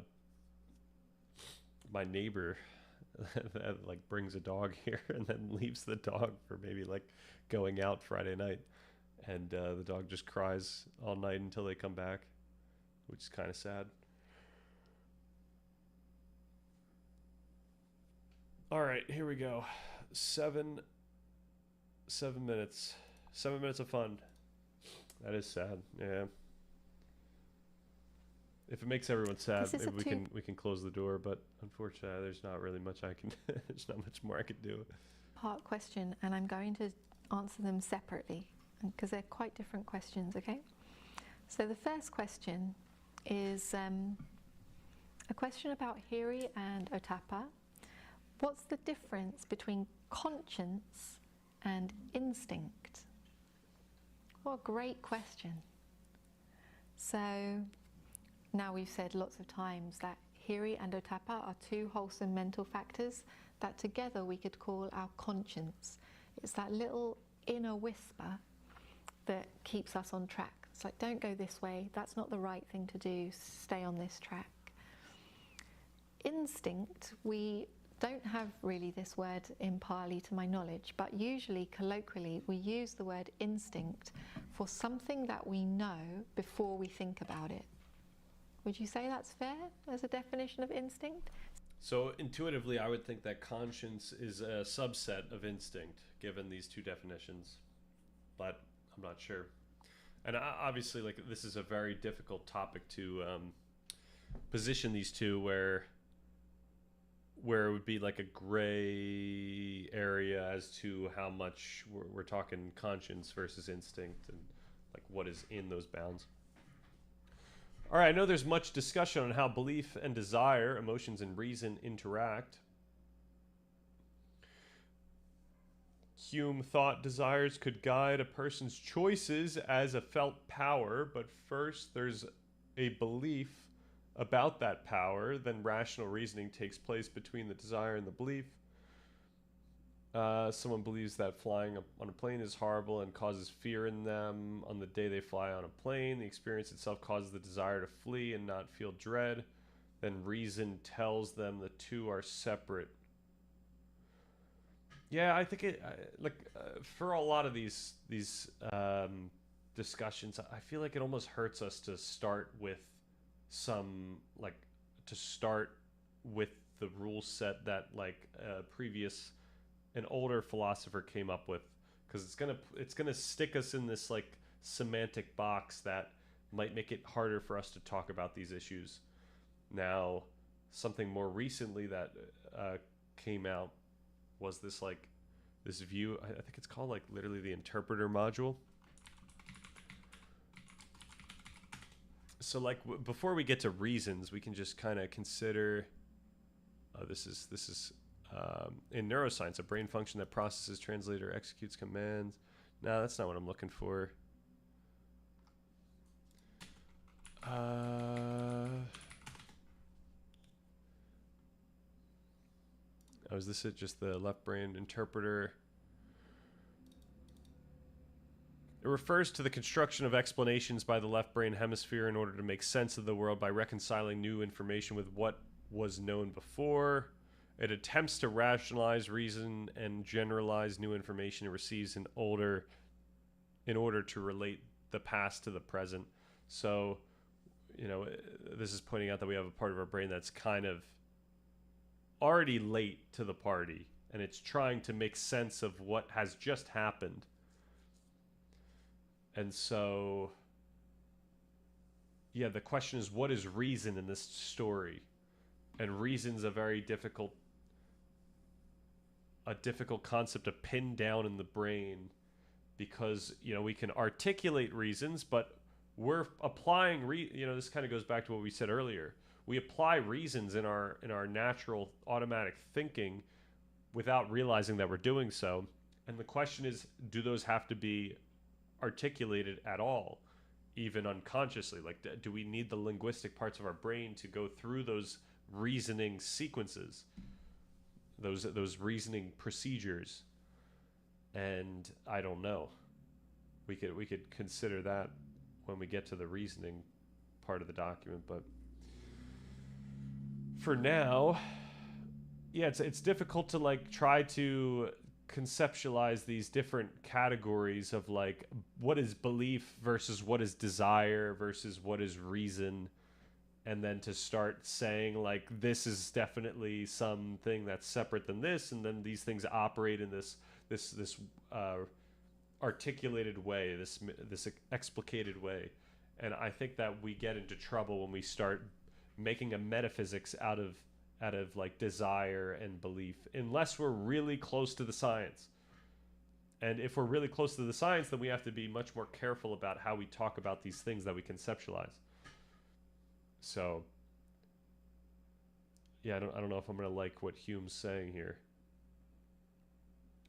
This model today is still agreed upon by modern philosophers like Professor Peter Railton, University of Michigan. Well, that's good. That's good to know. I guess there's still like a, there's two issues. One issue is perhaps, does it align with our science today? And then the second issue is, despite whether it aligns with our science today, is it careless in the sense that we're now leveraging ambiguous concepts in such a way where many different people might infer different things about when we say what a belief is or what a desire is. Like we might be shooting ourselves in the foot because we might be thinking that we're saying something that is reasonable or something that is aligned with the science, but different people are going to gather something different from it. So it might, even if it was kind of connected to the science, it might not be clear just given that everyone's intuition goes another way. Now, that is a problem that we're going to have with a lot of stuff that we try to conceptualize, and stuff that I've already conceptualized in the document. I use the term meaning in a way that I try to ground, and despite that, people are still going to think of meaning as some objective collection of facts about the world, and that's going to always be a problem. So yeah, we have to be just clear about what we mean by these different things. Thought that desires could guide a person's choice as a felt power. We're like, first I would want to know, when we talk about desires, are we talking about unconscious emotional processes? Yeah, this is actually a good time to like, when we to go into like what we've been talking about with automatic behaviors. Like, are we talking about just, more homeostatic, reflexive processes that are still being leveraged by, I guess we could say allostatic, because they're being leveraged by our memory, but they're also simply guiding our unconscious behaviors. And then we just need to be clear that when we're talking about that, we're not talking about what we self-consciously think are those things. We're talking about the things that we're thinking about. So that's something to think about. And then what we have to consider what beliefs are, because beliefs and desires are actually very much interconnected. Like, predictive processing tells us that we can't think about desires without thinking about beliefs. Desires are affected by our unconscious priors. Like, we don't realize that these are the things that we understand. We only know what we understand when we consciously have an experience, but that conscious experience isn't the entirety of the top-down signals that affect our desires. So there's a problem here. And then reasons is a really difficult thing to talk about, because there's the, us consciously thinking about reasons as clear things, but then there's also what I was saying before, that we probably go through procedures or patterns of activity in the brain where we're constantly going back and forth between different parts of the brain.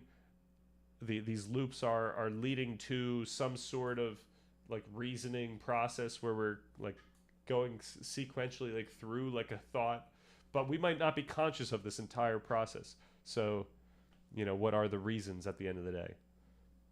It's very difficult to talk about these things in that way. I think it's clearer when the whole theory is put out, belief under a proposition, and using Bayesian notions of degrees of belief. Perhaps it's more intuitive, but yeah, I think we would still find ourselves in that same issue. Granted, I don't know how to get out of that issue, so you know, I don't know what to do about it. I think my way of getting out of that issue is to try to not to make like clear rule sets, and to always point out when we talk about these things, like these are ways we can think about them. So yeah, I wouldn't want to say like something takes place in between something else, because now we're just dealing with something that's too complex, too ambiguous of a system. So yeah, it's tricky. I'm not sure. We'll figure it out though over time. We'll figure out what's clear and what isn't clear. Can I give you a link and description of Ralton's lectures? Perhaps, though I don't know if I'm going to have the time to look at them, because there's just too much stuff I have to do, unfortunately. There's way too much stuff I have to do at this point. And yeah, like, unless it's actually going to help us out in the way that we describe things, where first of all, what is this a discussion of? Rationality? I guess that would be coming up. But I'm just worried that we're not going to get a more sophisticated, like modern telling of this. Even if this stuff might find a way to connect to modern neuroscience and psychology, like I think we would just benefit from going to the modern neuroscience and psychology. I think we know enough intuitive language to like leverage that language without the need of a philosopher's insight. But that being said, I could be wrong about all these things. Perhaps there are ways that philosophers talked about these different categories that we could benefit from. That said, even the philosophers I'm most influenced by in the documents so far, we completely changed the way that we talk about the language they use, even though we do take influence from it. So yeah, I'm just worried it's like not efficient use of time if I have to go real deep into someone's philosophy in order to gain the insight that they have, which I imagine there is insight. Like for all these cases, I imagine if I spent a lot of time looking into the philosopher, I would come out of it at the end thinking that there was a lot of substance there. I learned a lot. Now the thing that I'm not sure about, I think I said this actually a couple days ago or a week ago, I'm not sure about whether I come out of it and say that was worth the amount of time I put in. And that's the tricky part. It's like I know there's something to gain. I don't know if it's enough to make the time worth it at this point in this journey. You know, perhaps once we finish the document out, then we could start diving into, you know, random philosophers and seeing if they have some piece of the puzzle that we need. Now, hopefully at that point, people have read the document more so and can tell me exactly how someone can benefit the document. So that's why I'm more like also with a lot of the stuff that like Energy Dompter recommends. Like I appreciate these recommendations, but I'm not sure as to whether it's definitely going to be something that helps us out. And I think it'll be much nicer when people have like internalized a lot of the stuff I've said, and they say, hey, you're missing something like this, and here is what you can benefit, or how you can benefit from it. All right, Robert Brandom, Heidegger, Hegel, and Onion Helmet. Absolutely. I have to dig more into Robert Brandom's ideas. Yeah, Robert Brandom's pretty cool. I mean, granted, like I do also veer off from Brandom in many ways, but Brandom, in my mind, Brandom is just you know, he's bridging a more, like, I don't know if he would even say this, but like he was what allowed me to connect phenomenology to the development of language and also the development of norms and behaviors. So yeah, I don't think it's like, you know, obviously the way that we try to go about it, explaining these things in the document, I think is in like a more intuitive and effective direction. That said, I'm sure that the way that I have it in the document right now is currently not ideal, and we're going to have to slowly improve it. All right. Instinct.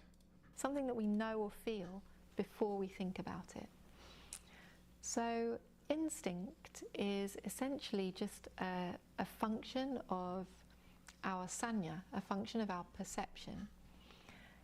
The mind is very, very quick. It's hundreds of moments arising and passing away in any second. So very, very many mind moments that arise and pass away before we have the opportunity to actually form a word about it or think about it. And all of these moments preceding the thought have perception. So oftentimes we're perceiving things very, very quickly before we've had time to think about it.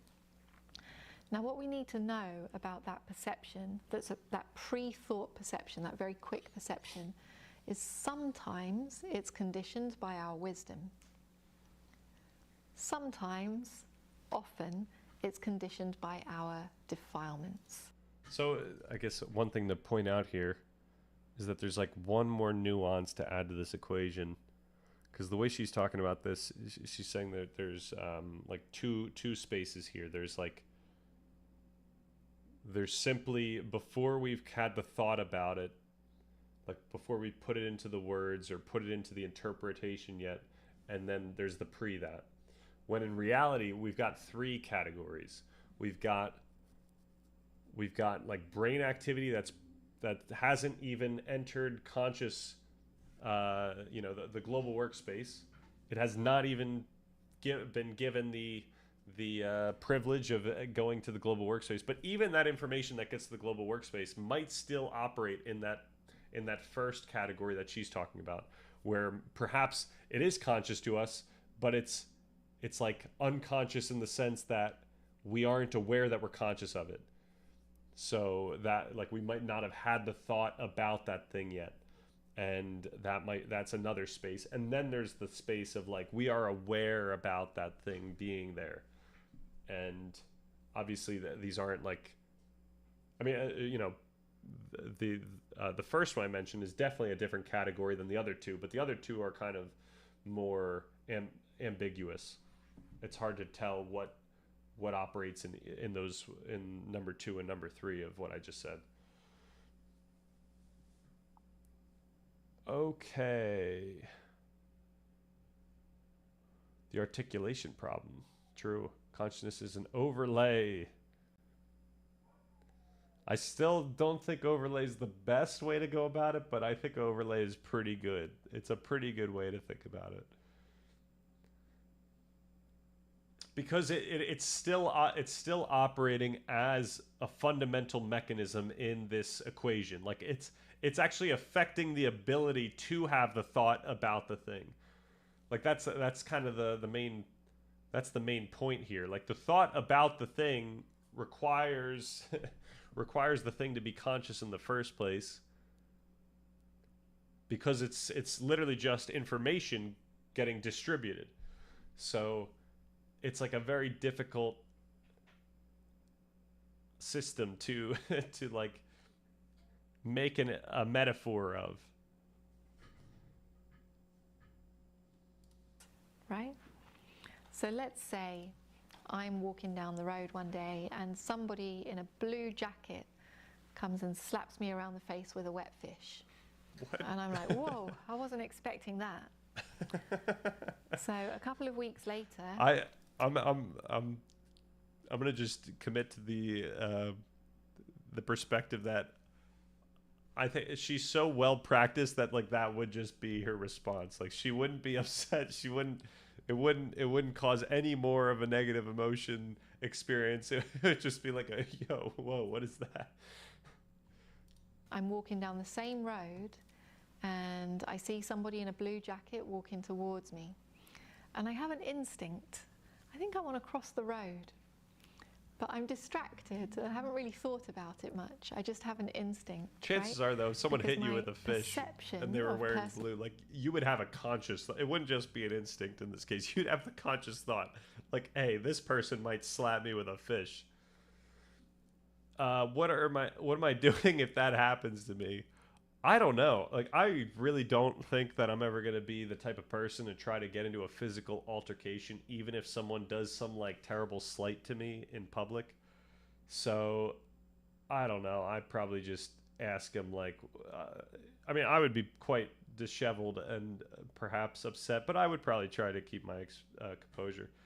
And no, I wouldn't think they're playing a prank on me. Though actually, I might, depending on what the thing is. If it was a fish, then I'm thinking like this is a YouTuber, like there's a camera somewhere. So perhaps I should be on my best behavior. But chances are I would try to verbally just be like, hey, like that isn't cool. Like, but if it was like assault, like if it was like more of a violent thing, then perhaps I would just call the cops.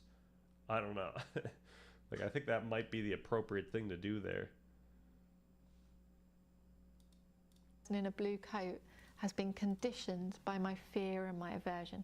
I don't want to get slapped around the face with a wet fish again. It's not conditioned by my wisdom. It's conditioned by my aversion. If it was conditioned by my wisdom, I would know, all right, just because you got slapped around the face by a wet fish the previous time doesn't mean it's going to happen this time. It's conditioned by our survival instinct, right? And so our instinct is... Okay, so this might actually be like in conflict with the type of discussion we have in April, where I think we would want to think about our reasoning through the same lens as we think about survival instincts, in the sense that this would be this is literally our wisdom making us feel that aversion. And if we were to arrive at reasons for why you would feel that way, you would be using that wisdom. But of course, now we leverage also wisdom to apply some higher order reasoning. But it's not like that higher order reasoning comes from one part of our brain and the other stuff comes from another. Like, this is all just competing signals that are being afforded by our memory. And yeah, we can only try to conceptualize retrospectively like which is more wise of a thought, but they're really the same processes that are affecting these different drives. Granted, they have different effects on us. One has this aversion effect, and one has a inhibition of the aversion effect. So, you know, you could try to add that into your reasoning, but I think it's all the same system of trying to make sense of what's going on. My boundaries would be physical altercation. I would be tempted to break a limb. Yeah, I'm just not like a violent person, so and that's not even like a moral thing. It's like literally like a soft thing. It's almost cowardly. Like I haven't ever assaulted someone, so I would be very uncomfortable trying to defend myself through physical means. Or, like, it wouldn't even be a defense in that case. I think I would be able to defend myself physically if there was a defense situation, but this isn't even a defense situation. To assault someone who just hit you with the fish is more like a retribution situation. You're trying to do some payback for like status reasons, or for you're just feeling slighted. And I think I'd be able to like get around that, but I would want some sort of justice there. But I would probably look to police before I would look to like physically doing that myself. I'm taking the fish and slapping him back. Then we get into a fish match, but only once, real knights, no honor. That is the right thing to do, Stan. They have the right to assault you. Call the cops. Negative reinforcement has a place in modern civilized society if you want to discourage further fish slapping. Right. I mean, you can make that type of argument for it. It's just that, I don't think that's something that I would feel comfortable doing. And perhaps that's like that's not virtuous of me. I'm not sure. I'm not going to try to make a moral argument for this. I'm going to just make a more pragmatic argument. I think it might be in my best interest for me to just call the cops as well. But maybe that's copium, because I just know it would be very difficult for me to do the physical route here. No right, still illegal. Oh, it is. Yeah, right. It's no right to assault. If I was a judge, they would be executed. I lied. I would make them a fish night, fish jousting. Yeah, I guess the option is I pull out my own wet fish and then we go to town. so it's an even fight. Very often a long way away from our wisdom. It's similar to our Hiri and Otapa in that it happens quickly and before we've thought about it. But our Hiri and Otapa is always conditioned by our wholesome states. It's always wise. It's the one that we always want to listen to. And if we tune into it, it makes a different noise to our instinct. Our conscience speaks with a different voice to our instinct if we really listen. Can you? Yeah. First of all, I'm sorry for being such a pause Andy here, but even though I'm making these like stickler comments about, you know, the ways that I think that we should be thinking about these topics of like wisdom and whatnot, that doesn't mean that we can't consider what she means by wisdom in this situation, and you know how we're going to see wisdom in our meditation month. So it's probably useful to consider what they mean by that. And yeah, so we could still think about this category of wisdom that she's thinking about, which is perhaps something that's a little more consciously reasoned. And I guess she's connecting that to our experience of conscience if we pay close attention.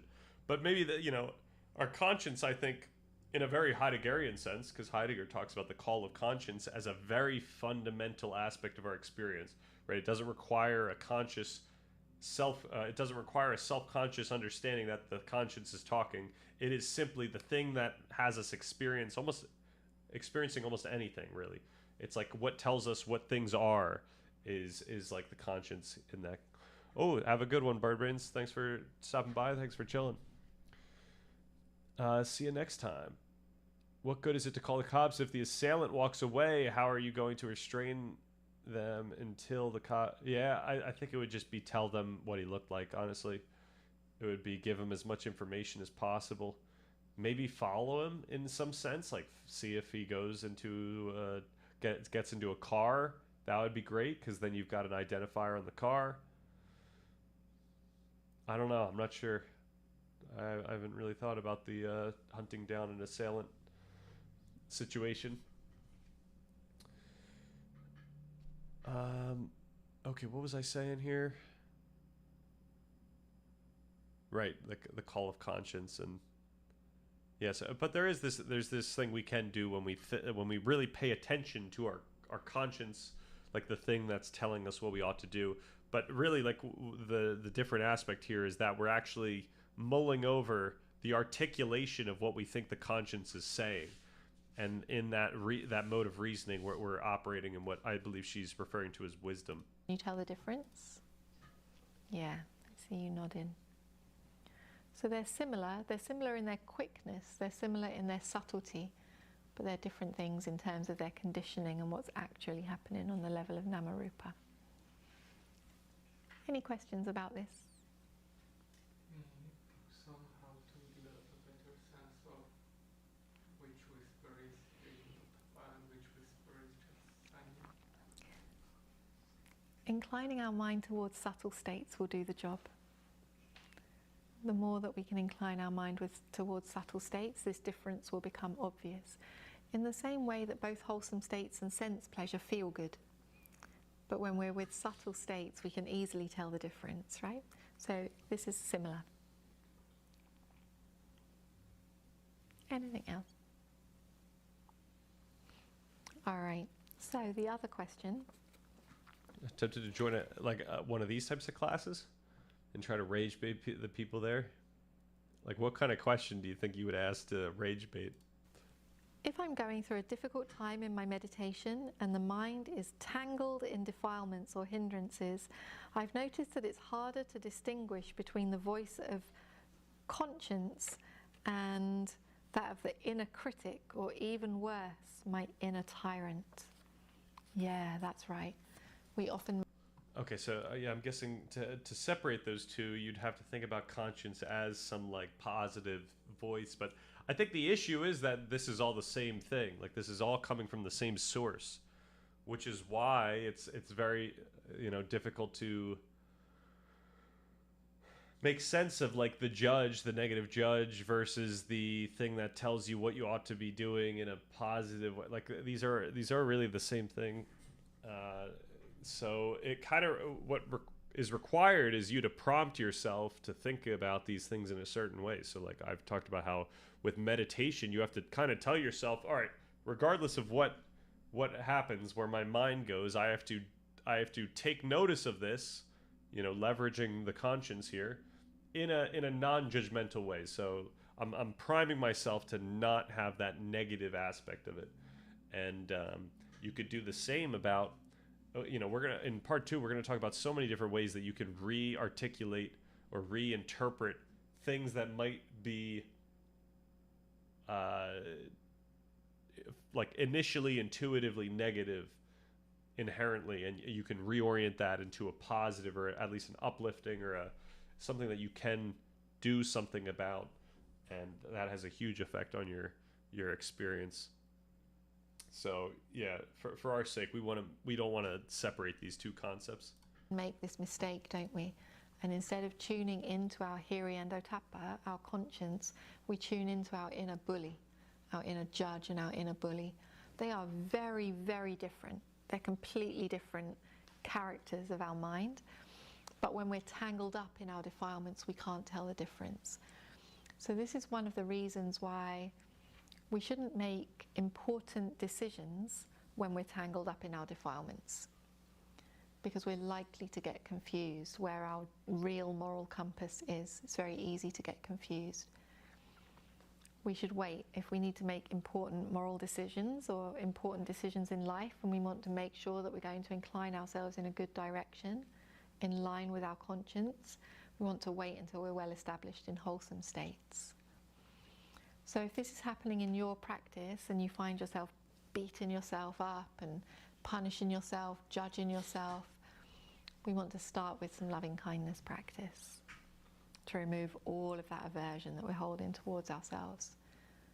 Just start with some basic, I am here as my own best friend. I'm here wanting the best for myself. I came to this retreat wanting the best for myself. Are these retreats? Seeking peace for myself, seeking liberation for myself. And as we practice more and more loving kindness towards ourselves, some of the most coarse of this self-punishing, self-blaming, we can start to ease it.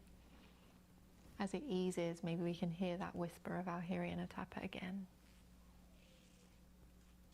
Any questions on this point? It's a very, very common trap that we fall into. Carry a comically large poster with wrong on it. I feel like they wouldn't let you in or something. Like it would be, that would almost be like a showstopper. All right, I think we're gonna call it here. I think that was a good, successful Friday stream. Got some good discussions out of it. Got a 1440p stream going. That's cool.